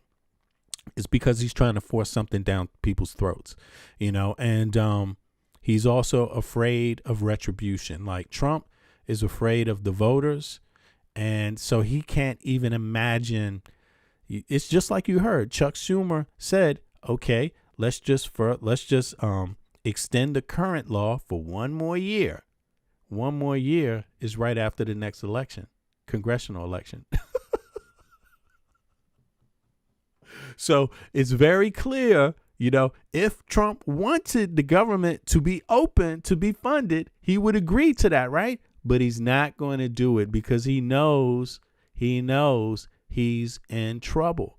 You see what I mean? Let me just play that part back, because I'm not too sure how many people heard that. Let's hear it. You got to hear Schumer's offer. It's very strategic, too. We will agree with the Republican request not to start negotiations until after the government reopens. All Republicans have to do is say yes to extend current law for 1 year. It makes sense. And since what we're proposing is only a simple extension of impeachment. That's what that is about. You see, and Trump, he's such a scared little sissy. Of course he ain't going to go for it, because he doesn't want the government to be. This motherfucker is running for his life. Let me play this shit one more time.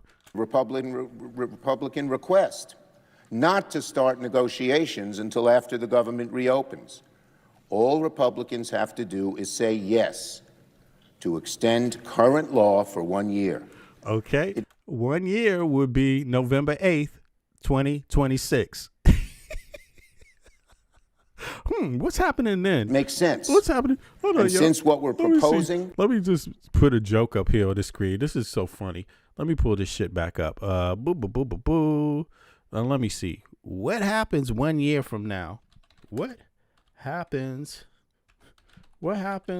exactly? No, what happens politically with the Congress 1 year from now? Is there an important event for Congress coming? This is just to be funny. Let's see here. What does ChatGPT say? And the survey says, come on. Yes. There.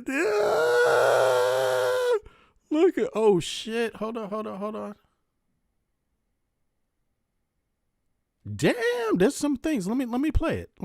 There's a few different things. It's not only that election, but here it is. Here's what's going on. There are several important political and procedural events on the horizon for United States Congress that will shape the next year, especially if you look a year ahead.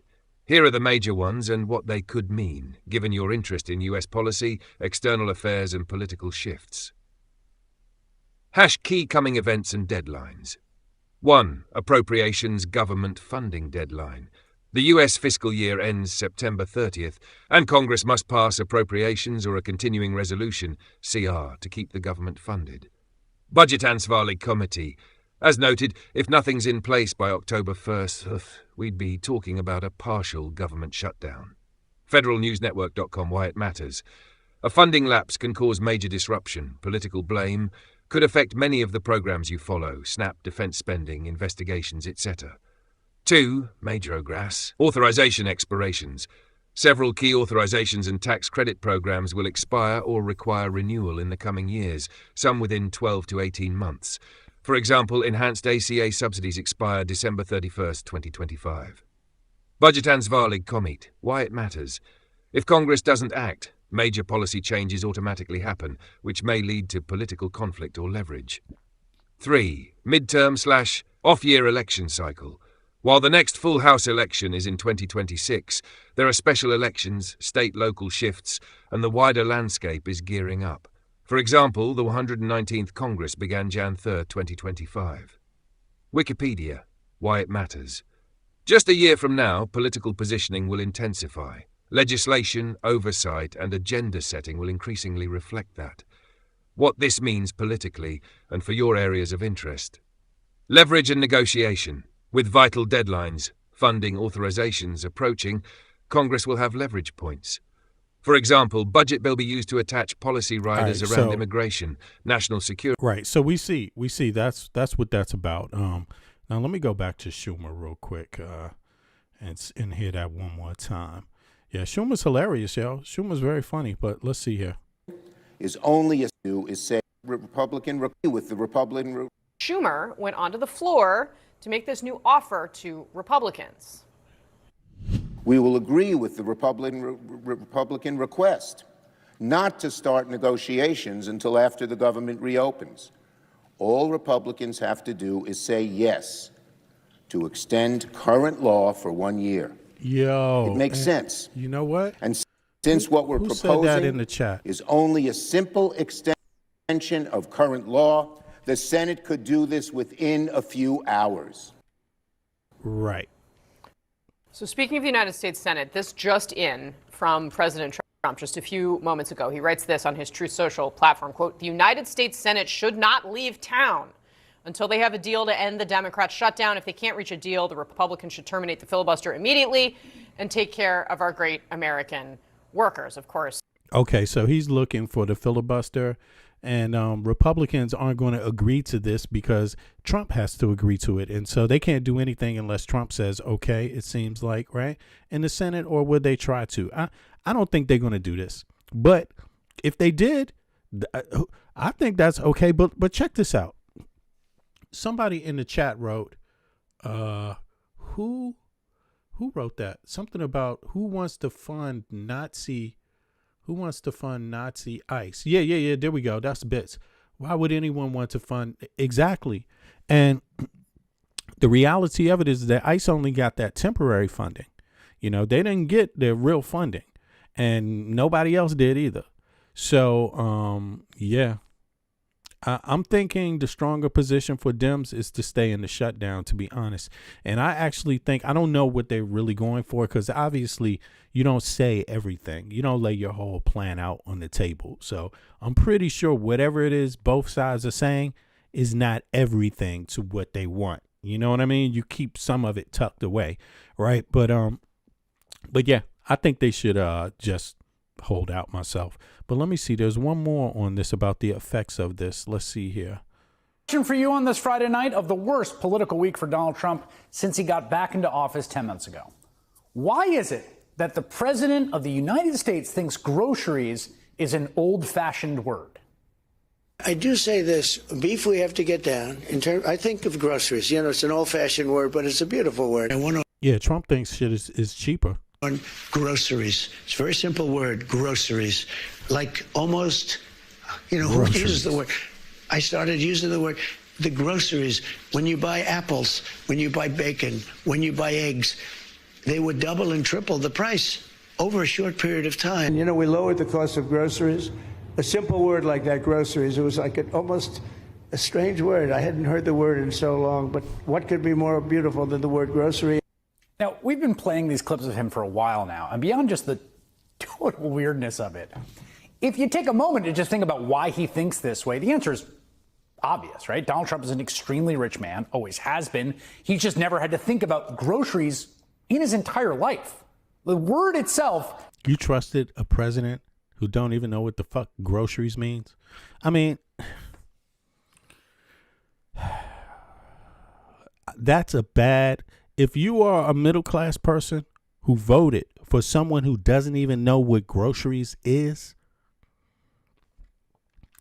something wrong with you. Something, you've really been blinded this time around. Like, and I've actually said that I believe that Americans, you know, all of them, but also especially these, the people that voted for Trump, I see a lot of them as victims, like victims of disinformation, like a serious disinformation campaign that they just weren't aware of exists on social media. Like, if you go down these rabbit holes and go into this dark web shit, you're dealing with, you don't know who is on there. You don't know if these are troll farms spreading disinformation. I mean, obviously it is, because you were told that they were. The government, U.S. government told everybody that, yeah, there's troll farms out there. And, you know, how else can you explain thinking that Trump, thinking that, who else? Pam Bondi, thinking that Kash Patel would release the Epstein files when they wouldn't? I mean, who told you that? Who told you Pam Bondi and Trump and Kash Patel? You believed that? See, if you believe that, that means you believed disinformation troll farms, because no, they're the ones who are hiding what's in them. Trump is in them. You see what I'm saying? Like, and a lot of these people that are being blackmailed, you don't even know who else they are. You don't know who else they are. You don't know if it's a Supreme Court justice. You don't know if it's more congressional members, if it's more senators that keep voting to end your SNAP. You don't know who it is. You don't know if it's people that don't want a minimum wage risen, you know, so that's why your minimum wage is down at $7. You don't know who it is. You don't know who it is. But one thing you do know is that a lot of people in in his group, in his administration, seem to be in them Epstein files. And you just have to wonder why you would think they would want that released, you know. So obviously somebody got the story wrong on the internet. You see what I mean? Like, I never heard any Democrat talking about don't release the Epstein files. I never heard any Democrat saying, yeah, well, if Clinton is in it, fuck that. It must be a lie. They lying. I never heard any Democrats say that, but I damn sure heard a whole lot of people voting for Trump saying, we're voting for him because he's going to release the Epstein files and expose all of the pedophile Democrats. I definitely heard that. And for some reason, They ain't doing it. Just does not come up ever. Like, Donald Trump's not like spending a Sunday night, like going to the supermarket to make sure the fridge is stocked for the week, like pushing a shopping cart. Oh, Bits, thank you so much. There, I appreciate that. Wow, I appreciate that so much, Bits. I hope some of y'all take Bits up on these memberships. Up and down the aisles, checking with spaghetti sauces on sale, carrying the bags out to the car, come home, fill the fridge. No, I mean, I don't think he's probably ever done that in his life. He's never had to even consider the thing that most people have front of mind all the time, the groceries. Of course, this is not a new observation. We all know this about Donald Trump. But in this moment, when the price of groceries and everything else is the most salient political issue. The same thing with the Epstein files is the same thing Trump is doing with this shit. Are the prices going down? Trump says the prices are going down. The rabbit hole says the prices are going down. What say you? Are the prices going down? And there would be some people like, no matter what, they will fucking go to the grocery store, pay 5 and 10% more for some shit and still tell themselves, no, the prices, they're going down, and just be trying to figure out a way to fucking explain it. God damn you, the prices aren't fucking going down. And they're not just not fucking going down there. They're not fucking going down in a lot of places because the U.S. has a big share of the global market. And when they fuck it up, it gets fucked up for other people too. Damn. It is a pretty bad look to look this out of touch. If you're in the rabbit hole right now, if you're in that same place where you were told Trump was going to release the Epstein files, then you believe you're being told that the prices are going down too. You're in that same group. There's a political cost for a look this bad. If you're older enough to remember, this might remind you of that time in 1992 when President George Herbert Walker Bush made a campaign appearance at a... Exactly. If you're in that group that are like saying, hey, the tariffs aren't a tax on the people. They're not a tax on the buyer, on the person who's buying the good. No. They're a tax on the center. Yeah, you still in that rabbit hole, that same fucking rabbit hole, and you ain't learned yet. Grocers convention. Groceries. Such a beautiful word. And seemed amazed by the scanner thing they had at the checkout counter. He was in Florida yesterday talking to a meeting of the National Grocers Association. He called opponents of his economic plan professional pessimists. And he took a line from an ad campaign saying that reports that the economy has fallen and can't get up are just bunk. The president also got a chance to see a supermarket checkout scanner in action. Kind of seemed as though he'd never really seen one of those before, and the president said that he was amazed. Now, to be really fair here, Bush was actually just impressed by a new model of scanner, which could even read damaged barcodes. But the gaffe, and again, these were really simpler times. I don't know. Sometimes I just think like you can't really convince American citizens of much. They don't want to be convinced of anything. And this is not about right or wrong. This is about cult shit. You know what I mean? Like wanting to believe in the power, the idea that if you believe enough, anything can be true. If you just believe. Damn, that reminds me of one of them. What is that? What was that movie? The Wizard of Oz. If you can just believe. One of these. Was that one of those songs? And I'm telling you, I don't know. Whatever. Anyway, this, the idea of just believe, just say it over and over, just say it over and over, and it will become true. That is cult shit, and it just ain't happening. The prices did go up. They've gone up more than when Biden was in office. No, Trump did not release the Epstein files. That's a lie. He's in them. And so is Peter Thiel, and so is Elon Musk, and so is a whole lot of other people in his cabinet. Right? And, you just had it wrong. And things aren't looking good. And these elections, this was actually about Trump. They lost all those seats across the country, all those elections to Democrats, because people are fucking tired of Trump. And if you think that's just something, an illusion, no, you're gonna be in for a damn surprise. And if you think that this shutdown can't go on indefinitely, yo, you better wake up right now. You better wake up. You really better wake up. If you thought that this was going to be good, you better wake up right now, because something not so nice is coming your way, because you can see Trump does not want to negotiate. Donald Trump and the campaign that changed America, which is out today, and it is extremely. Now, you might think you have enough money in your account to last it, but I don't think you do. Revealing. Well, I will tell you, let's go to John Heilemann. Yeah. He has written one or two presidential books along with Mark Halperin, and you've done this once or twice, John Heilemann. Folks better get out questions do there you have? and start demanding of their Republican representatives to go and make a fucking deal. Like they should be demanding that, because everybody's going to be hurt by this, but Republican states are in less of a position. The people in those states, these rural areas, they're going to be decimated. For Mr. Coral. Well, first of all, John Karl looks, for a person who's just knocked out his 27th book of this kind and broken a ton of news, he looks extraordinarily well rested and trim. I don't know how you write a book like this and not be 40 pounds heavier on the schedule you're on, John. And sleepless. You look fine right now. I don't get it. Here's my question for you, which is the question that every book author like this wants to get. Look, these are more scandals coming out about Trump. So I'm going to give it to you, right? Everybody focuses on a handful of things in a book like this, on the biggest scoops, on the biggest news breaks. What's the biggest thing that so far has gone unremarked that you think is important for history that you brought forward here that maybe isn't quite as flashy as some of the other scoops, but that you think is going to stand the test of time? I think, first of all, it's the overall arc of the book. I open it up with a chapter that's called The Felon and the Front Runner.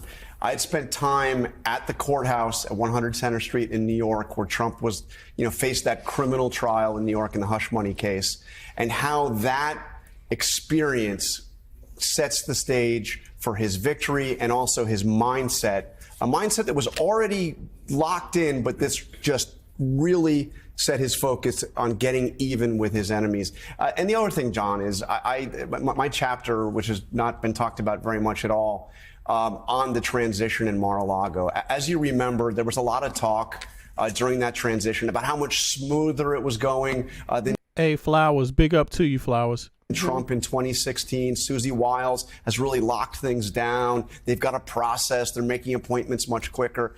I really get behind the scenes in Mar-a-Lago, and also, by the way, on a yacht that is just down the intercoastal waterway from Mar-a-Lago, where something that some of the Trump folks called the alternative transition. Is it Henrietta? Henrietta, I see your comment. Big up to you. Was taking place from Canada, right? Big up to you. Oh, no. Let me see. She wrote, "You're right, my brother, stocking up on canned and non-perishables." Look, I told people 2 months ago, I told people 2 months ago, I don't know what it is about some of my instincts, but I hope it doesn't come to this, but I told people, stock up. I told people, stock up, man, because what they're seeing this moment in time is not a normal one. And unfortunately, how this works is that everyone doesn't have the same job. The politicians and the representatives, they have to keep doing their job. But everyday people are going to have to figure out how they're going to make things last for the politicians, for the reps to do their job properly. Because the truth is that your country has been under attack. And this is a very serious moment. This is a very serious moment. And this is not about party. This is about, do you want people owning your fucking country, or do you want it to be a free country? Do you want to continue to have freedom? That's what this is about. And it's not just with some people. It's with all American citizens. Do you want your country being sold out to some billionaires, the whole fucking thing? Because if that's what you're okay with, that's what you're witnessing right now. And there's a group of people that are trying to stop it. So you are not in a good situation. The situation is this. If the Democrats do not get the Republicans to change and amend some of that big, beautiful, ugly bill, you are fucked anyway. You think this shutdown is fucking you? No. What's in that big, beautiful bill is going to fuck you forever. And Trump is going to continue to fire people on top of that. See, you're making a deal with the devil. And that devil doesn't give a fuck about your poor broke ass out in a trailer camp somewhere in fucking Texas or in Appalachian Mountains or in Colorado any more than he doesn't care about any Democrats. This motherfucker doesn't fucking care. And you just need to understand that. And I'm hoping people do. You know, there's always going to be trolls on the internet, but I'm just saying this is about American citizens. Like, do you really want to have a country? Because these same people, they did this in the United States. I'm going to tell you, the EU kicked these motherfuckers out a long time ago. They kicked out Elon Musk because they saw this takeover they saw it at a distance. They saw it for what it was at a distance. And what did Trump do? Trump invited it in. These people didn't like Biden. They criticized Biden because Biden wouldn't let them have every fucking thing they fucking wanted. Well, you voted for Trump, and Trump is letting them have every fucking thing they want. And what they want is they want to be the slave masters of everybody else. They want to own the country. So if you think you're safe right now, I can only wonder about you. I've also been telling people for some months, calmly, go out and calmly and get yourself a registration to have a weapon in your home, you know, because you don't know where things are going. Like, it's your right to have one. It is your right to have one as an American citizen. And you know why it's your right, because it's in the Constitution. But, the main thing, the biggest tool is make sure you're ready to vote and make sure you're ready to love and care for each other, the people in your communities, because that is the one thing that's holding this thing together. Because without that love and without that caring, without people showing they're caring for each other, I'm telling you, the U.S. has made a deal with the devil. The devil is there. It's Trump. And he's literally trying to get everyone to go along with selling out their country. And, it's actually not a good look.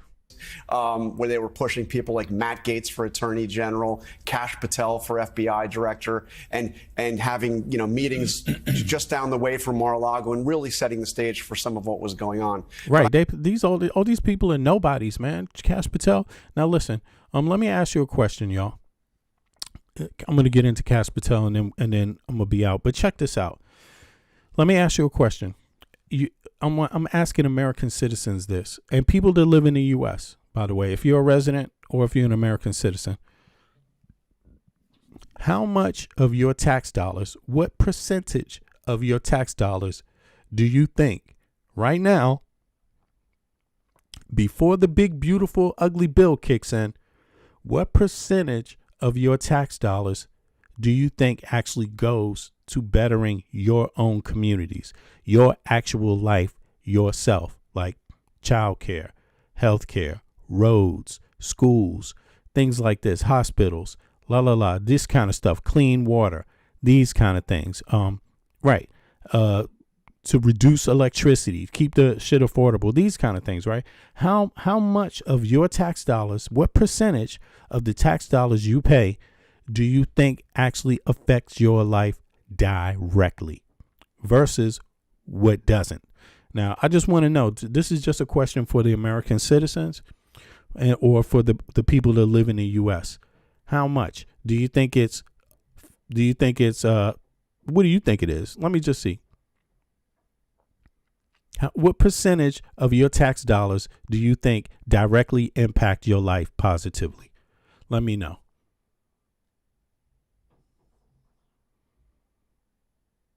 Because I've been looking into this. I've already seen it. And I know in the U.S. it's a lot lower than in other countries, in other Western countries. The U.S., it's the lowest amount of all Western countries. And any citizen should be worried about that. Any citizen should be worried about that. Look, Austin said 60%. No, Austin, it's 50% in the U.S., bro. It's 50%. Canada, and other countries, it goes up. As soon as you leave the U.S., it goes up to 60%. 60%, 65, 70, and 75. In the country I live in, Denmark, it's 75%.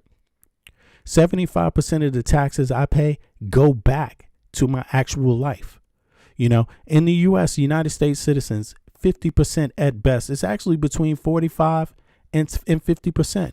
And think about this. What's happening right now with Trump is he wants to bring that shit down. He wants it to be 45, 40%, 35% that actually impacts your life. You have to think about it this way. You know, that's exactly what he wants to do, you know. And legacy media, I would have to say legacy media in part is part of it, because they're not really taking up the big issues, breaking the shit down so people can really understand. You know, they're not giving people anything to compare with. I mean, if you know that every other Western country, more than 50% of the taxes go directly to affect their everyday life. If you knew that, you would be like, well, damn, more of mine should too, right? But if legacy media never says that, then people would just think what they're going through is normal. This shit is not normal, yo. What you're going through is not normal. It is not normal at all. It is not normal. And the scary thing about it is that they're able to manipulate you to get you to vote to get less of it to affect your actual life. That's the scary shit about it. That's where you got to worry. Like Elon Musk, they own all these social media outlets. They're trying to own more. Goddamn, Jeff Bezos owns the Washington Post. They're trying to own everything that you see, to get you to vote against what's in your best interest. Like, you got to understand that. And yeah, it's fucking scary. But let me play this Cash. There's this bullshit with Cash Patel.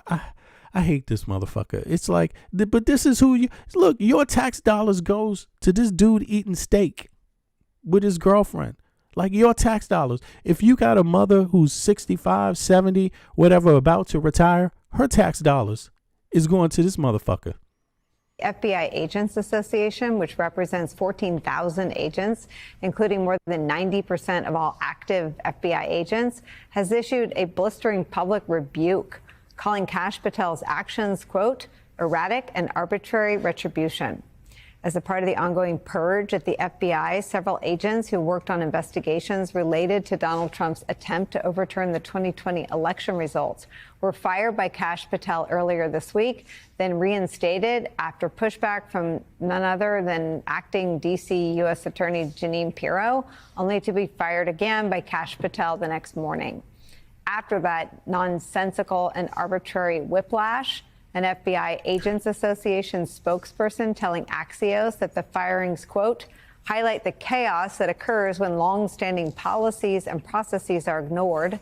An agent simply being assigned to an investigation and conducting it appropriately within the law should never be grounds for termination. Quote, FBI agents deal in facts, and we urge Director Patel to do the same. When leadership abandons due process, it doesn't just erode trust. It makes the American public less safe. FBI agents must be free to focus on protecting the American people, not fear losing their jobs over third-party social media posts. Joining our coverage, former Assistant Special Agent in Charge at the FBI, MSNBC National Security and Intelligence Analyst Michael Feinberg. He's also a fellow at Lawfare. Former top official at the Department of Justice and MSNBC legal analyst Andrew Weissman is also back with us. Michael, this is... All right, I can see people in the chat, they don't know what communism is. Yo, they don't know what socialism is. People throw those, and again, this is just more Republican talking points. They know Americans don't know what the fuck. This young generation wouldn't know what communism is because the old generation defeated it. You know, they wouldn't know what socialism is because they never had to really deal with it in their life because the old generation, the people that went to wars, defeated it. You see what I mean? But they're calling things like universal health care socialist or communist. They're calling everybody having access to education socialist and communist. No, you stupid motherfucker. What's socialist and communist is when everyone gets paid the same fucking salary, regardless of whatever amount of work they do or whatever amount of fucking job they have. Okay, you dumbasses. Okay, number 2. This is for you assholes in the chat that don't know, right? Number 2, you need to look shit up yourself. Okay, now let me just bring this back up because I see people just go, they just lose it, man. Let me see here. Okay, let me see here. What percentage? I mean, the U.S. military is the biggest socialist goddamn party, the biggest socialist project, one of the biggest on earth, and that's the U.S. military, and that's because every one of you pay into it. Okay, you pay into it gladly, and if that bitch fucking project works so fucking well, then why wouldn't you want healthcare to work and education to work as well, you stupid motherfuckers? And on top of it, who are you fucking defending with this motherfucking military? Uneducated, sick people? Is that who you're fucking defending? You see? But in any case, let me see here. What percentage of USA taxpayers' taxes go to impact their lives directly, such as healthcare, transportation, education, housing, etc., versus other EU nations. I want total percentage. All right, now let's see here. Let's just bring this up so people have a idea to look, because a lot of people never looked at it before, you know, and that's okay. But if you never looked at it before, then say so. Say so. Assuming only makes you an ass, you know. But let me just let this rock out. I mean, because I have looked into it, and yeah, you can ask this question in a lot of different ways. Question. There is no straightforward figure that cleanly states X% of US taxes go direct to public services like healthcare, transportation, education, housing, versus Y cent for EU countries. However, I can pull together relevant data and show what we do know, which gives a useful approximate comparison between the US and EU nations. Key data. United States, the US tax to GDP ratio, i.e. total taxes collected as a share of GDP, was around 27.7% in 2022. X, formerly Twitter, government spending, general government Now, you see, it says it right here. Now, you can I just asked this question without too many details. That's why it's giving this answer, you know, but I've asked before, and it depends exactly what you mean, what you want to have in it. Now, here, this one comes up with U.S. approximately between 50 and 60. I think it's more like 45 and 50, but U.S. approximately 50 and 60% of taxpayer revenue goes toward direct public services, health, education, transport, housing, maybe even lower given large spending on defense transfers. Typical EU country, approximately 70 to 80%. You see? Now, this is not how much you pay in taxes. This is what percentage of what you pay goes into these things. You see? So automatically, the average EU citizen, 70 to 80% of the taxes they pay go directly into things that impact their lives directly. Don't you think that's a good thing? Or do you think that's a bad thing? Don't you think more of your tax dollars that you pay in the U.S. should go towards shit that benefits you directly? Here's another factor.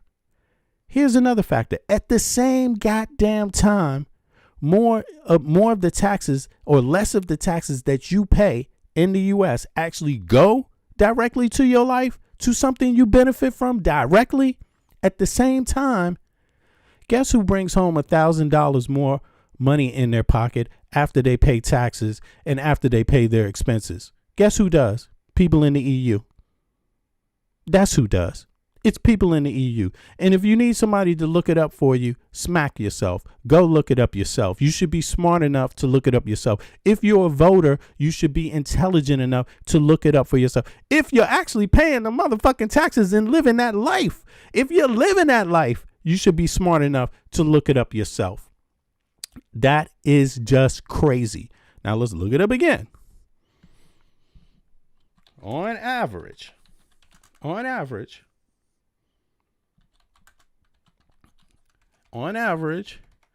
after expenses and taxes, how much does the EU citizen, oops, I spelled that wrong, bring home to their pockets in comparison to USA citizens?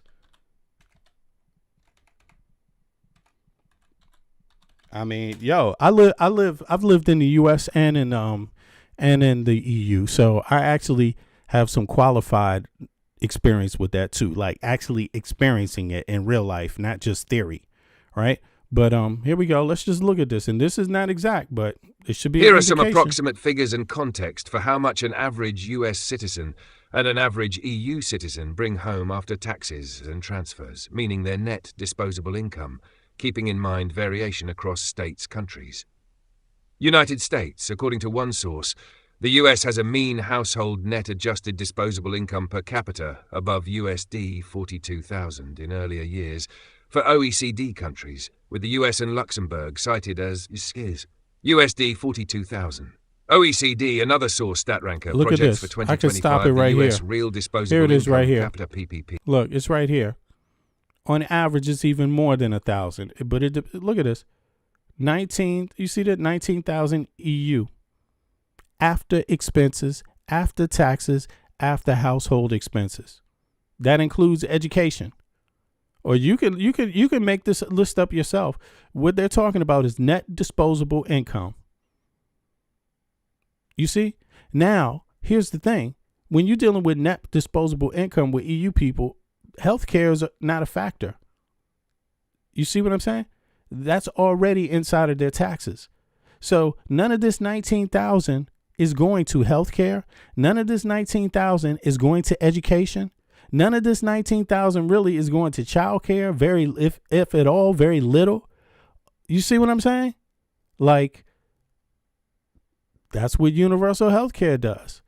And people need to look into this. People need to look into this seriously, and figure it out for themselves, because it seems like American people don't know a lot about where their taxes, what's going on with their taxes, and they don't seem to have a problem with Trump cutting more benefits and not cutting taxes. Here we go.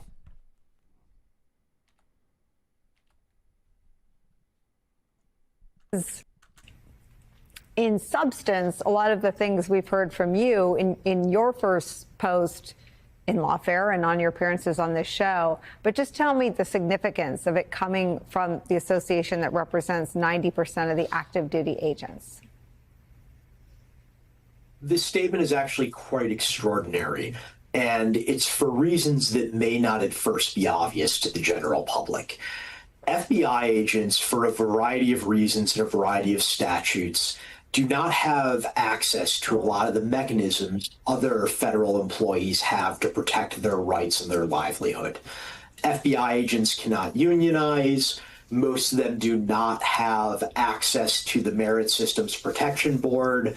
There are different whistleblower procedures for FBI employees than there are for general government employees. As a result, the only means that FBI agents have to protect their own interests is through the FBI Agents Association. Now, because of that, the FBI Agents Association recognizes and always has that it is only as valuable as it is able to influence and regularly meet with the director or the deputy director of the organization. So they have always bent over backwards to never directly criticize the director or directly antagonize him. The fact that they are willing to draw this line in the sand and come out with language as strong as that statement does really shows that things are much more dire for the workforce than we even imagined. And can you just give me your analysis based on what they say and what you know about whether there is a tipping point? Facts, Storm. Unemployment is going up. All this is a perfect storm heading towards Americans. I'm hearing this. I just wanted to hear this Kash Patel shit, but this is more bullshit. People know this, But actually, I'm more concerned about Americans' situation, eating, and being able to survive the rest of this year because, folks, this shows you the power of voting. You can actually literally vote for suicidal shit like Trump. And it's not a joke. You actually need to stay out of the rabbit hole and actually read and understand what's going on. Stick with your community members. Talk to your representatives. You see what I mean? Like, don't just go to the internet and and I'm even talking about here. Like, I would even say that, like, if you ask me, I do watch sometimes. I used to watch on social media. I used to see a lot of disinformation out there, but I got ahead of it because since I was working in activism myself some years ago, right, I became fully aware of disinformation, not only fully aware of social media disinformation, but also how it's used and how trolls use it and how also agents, foreign agents use this kind of thing, try to get involved in organizations, try to influence people by influencing people in organizations so they can spread more disinformation that way.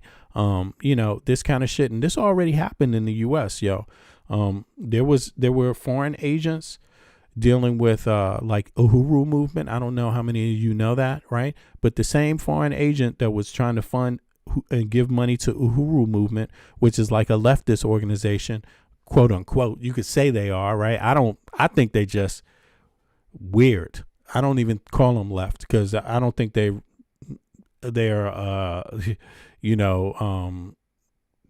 just left. I'll put it to you that way. I think they pose as left. But the same foreign agents that were funding them were funding right-wing extremists too during the election, and that's what they all do. So I think, once I got a look at this kind of activity, I decided to just start doing my own research, and which I was already doing, and just making sure that I really go to the institutions that the government essentially that has the actual information and not just rely on social media to tell me what's going on, because a lot of times that shit does not actually add up, and so I was already used to doing my own data collection. You see what I mean? And data collection in a way to where you have to be responsible because other people depend on you. So I already figured this shit out, but through my own personal experience, really, I'm an average worker. Like, I think most people, U.S. citizens should identify with that. I have a union job. I live in Copenhagen, Denmark. Do my kids get paid to go to school? Yeah. But is this a socialist economy in Denmark? No, it's a capitalistic economy. And nobody's calling it that except Americans, and it's really weird. Now, do they have do they focus a lot of the tax dollars on things that directly come back to the taxpayer's life? Yes. Is that socialism? No. That's just taxpayers getting shit for their tax dollars, since it's their tax dollars. And it's so funny how in the U.S. they've turned the idea of you getting your life being impacted positively by the taxes you pay as socialism. It sounds to me like they're just trying to steal your fucking money, because after all, why would you be paying taxes if it's not supposed to benefit your actual communities? What the fuck is that? And today you will find a lot of American citizens that their idea of paying taxes is completely devoid of that of their taxes supposedly working to better their lives or better their communities or infrastructure, housing, these kind of things, education, healthcare. It's a lot of Americans that are just happy to pay taxes and don't want none of it. It's like, what? That makes no goddamn sense. Look, your taxes go to paying the biggest military or the second biggest military on earth. Your taxes do. Every single taxpayer pays into that. If you think it's the strongest military on earth, then why wouldn't you think the strongest healthcare system on earth, that your healthcare system would be the strongest one on earth if that was the case? Why wouldn't you think your education system would be the strongest one? After all, we're not talking about paying you to go out and eat a steak dinner. No, we're just talking about the bare minimum that everybody needs. Everybody needs healthcare. Everybody needs education. These aren't special things. Everybody needs clean water. Everybody needs clean fucking air. If you don't have clean water, you're going to die. If you don't have clean air, you're going to die. You're no good to anybody. What's the point in protecting American citizens that can't even drink fucking clean water? What's the point in protecting American citizens that can't even get access to health care? What is the point? To me, it seems like the value system has been really screwed up in the U.S. Like, some rich folk have gotten people confused about what it is to be a citizen of the most powerful country on earth. Like, that power is supposed to affect your personal life. Otherwise, it ain't powerful. It's weak. You see what I'm saying? And so in any case, I'm gonna take a pause, folks. I've been up here 2 hours. I'm gonna be back later on. So stay tuned, and I appreciate everybody for coming out. Click the like button if you haven't clicked the like button. Subscribe if you not subscribed to the channel. And again, I'm born and raised in the United States, Washington, D.C. Both sides of my family go back to the colonial period. I've been traveling as a young man, in my young adult life, due to art and things like that, and also inside of the U.S., but I decided to start going live and doing these podcasts because I don't like what's going on to my country. I don't like what's going on. I grew up in a period where it was more free, and right now it just seems like freedom is gone. Like, it's leaving very, very fast. So I hope people take this moment to think about the things that they did have, because somebody's trying to take it away from you right now. Even if those things weren't perfect, you can always work on them to be better. But these people right now don't want the shit to be there at all for you. They don't want you to have access to anything your tax dollars pay for.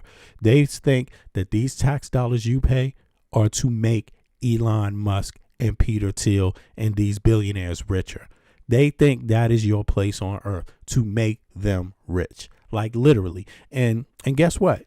Why would you go around the rest of the world trying to take over another country when you can just take over the most powerful country on earth, where you could take over the country that has more taxpayers in the West than any other, 350 million taxpayers?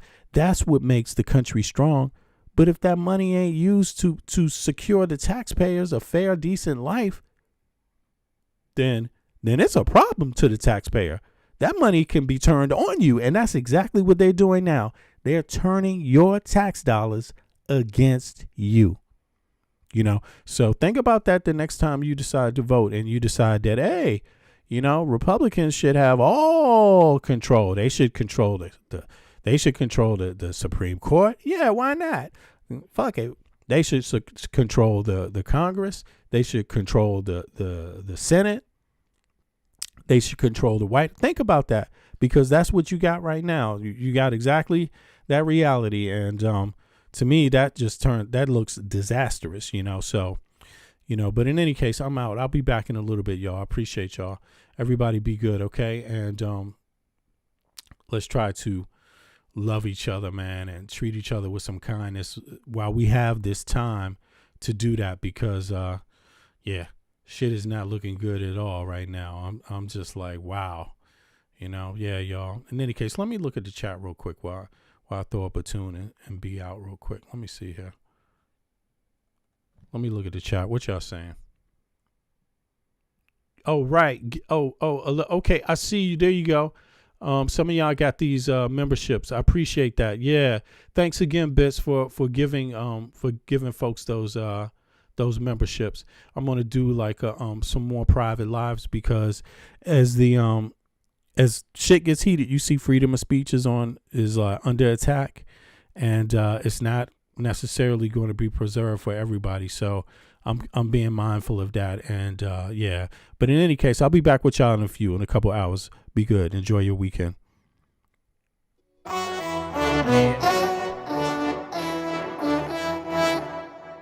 Release the Epstein files.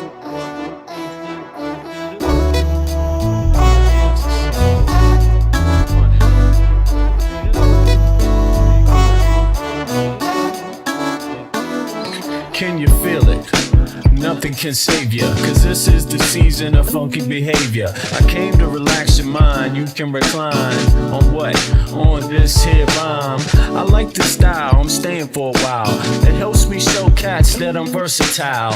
I'll touch your dial, turn your frown to a smile. I'll make you feel like you're having a child. So relax and open up, child. I'm about to make you walk what? Pimp style or pimped out style. You don't understand the logic. See if you don't have it all, I'll take a deposit. I got shit for you, it's alright indeed. It's like going to the garden and planting the seed. It might tickle for a second, but it won't bleed. So just relax, just hear a dope track. The vibes is real nice, everything is real fat. You don't have to do work, we do that. It's the type of place where you could wear your hat. Just relax, and just hear a dope track. The vibes is real nice, everything is real fat. You don't have to do work, we do that. It's the type of place where you could wear your hat. Your entertainment, at the same time, edutainment. In other words, you could call it bent. What I'm saying is that I'm here at your service. It's hard work, but then again, I deserve this. I'm helping people enjoy their spare time. I'm like an instructor when I'm doing my rhyme. Relax and just hear the dope track. It's really not all that, it's not like a gat. We like that when everything is relaxed and chill. You don't have to get fucked up or take pills. Cause I like being myself, it feels good. Yo, it makes my meals taste good. It makes my meals taste good. It makes my meals taste good. It makes my meals taste good. So just relax. It's your dope track. The vibes is real nice, everything is real fat. You don't have to do work, we do that. It's the type of place where you could wear your hat. Just relax and hear a dope track. The vibes is real nice, everything is real fat. You don't have to do work, we do that. It's the type of place where you can wear your hat. Just relax. My mind state, now balloon, it won't inflate. Just take the buzz, this my Twaza kid, fuck the shade. And take it to a lower level, and dig a ditch for a devil. Got some more kids and pass the shovel. Dig a hole, take them on a spiritual roll. Lyrics unfold, lead the data, unroll the scroll. Episodes keep reoccurring and stifling. People's vision get blurring, their hearts start murmuring. I'm about 5 times iller than a Sherman. Introspection is God's gift to the miracle. I freak material, lamb's milk without the cereal. When MCs say your booty, they mean venereal. Your fake material hip-hop pillars, they more faking than fucking Michael Jackson and Thriller. The status of a hoe, Quanto Costa. They wanna know how much it costs, kid, I bet for keep to me. Just relax, and just hear a dope track. The vibes is real nice, everything is real fat. You don't have to do work, we do that. It's the type of place where you could wear your hat. Just relax, and just hear a dope track. The vibes is real nice, everything is real fat. You don't have to do work, we do that. It's the type of place where you could wear your hat. Just relax.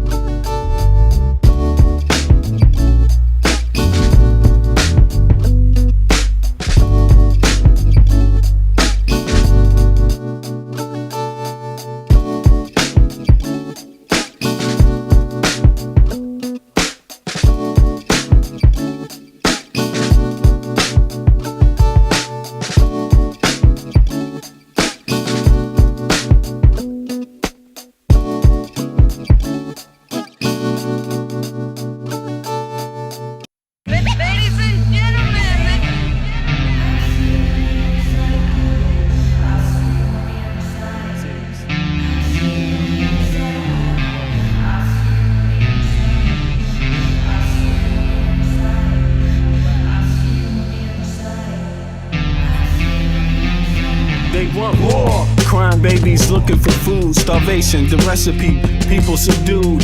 When the people you trust got it in for you. Deceit is the word of the day in every crew. Don't let it go, it's from the days of old. Time is up, but some still do not know. Can I make up my mind? Is it worth the dime? Do I have to take a minute just to make it mine? Life's never fair, but don't listen to the TV. Go out and take a listen to the streets with the people in the slums and the homeless bums with degrees and degrees sitting under a tree. It's not easy in the world for the poor man, the one that brought you to reality.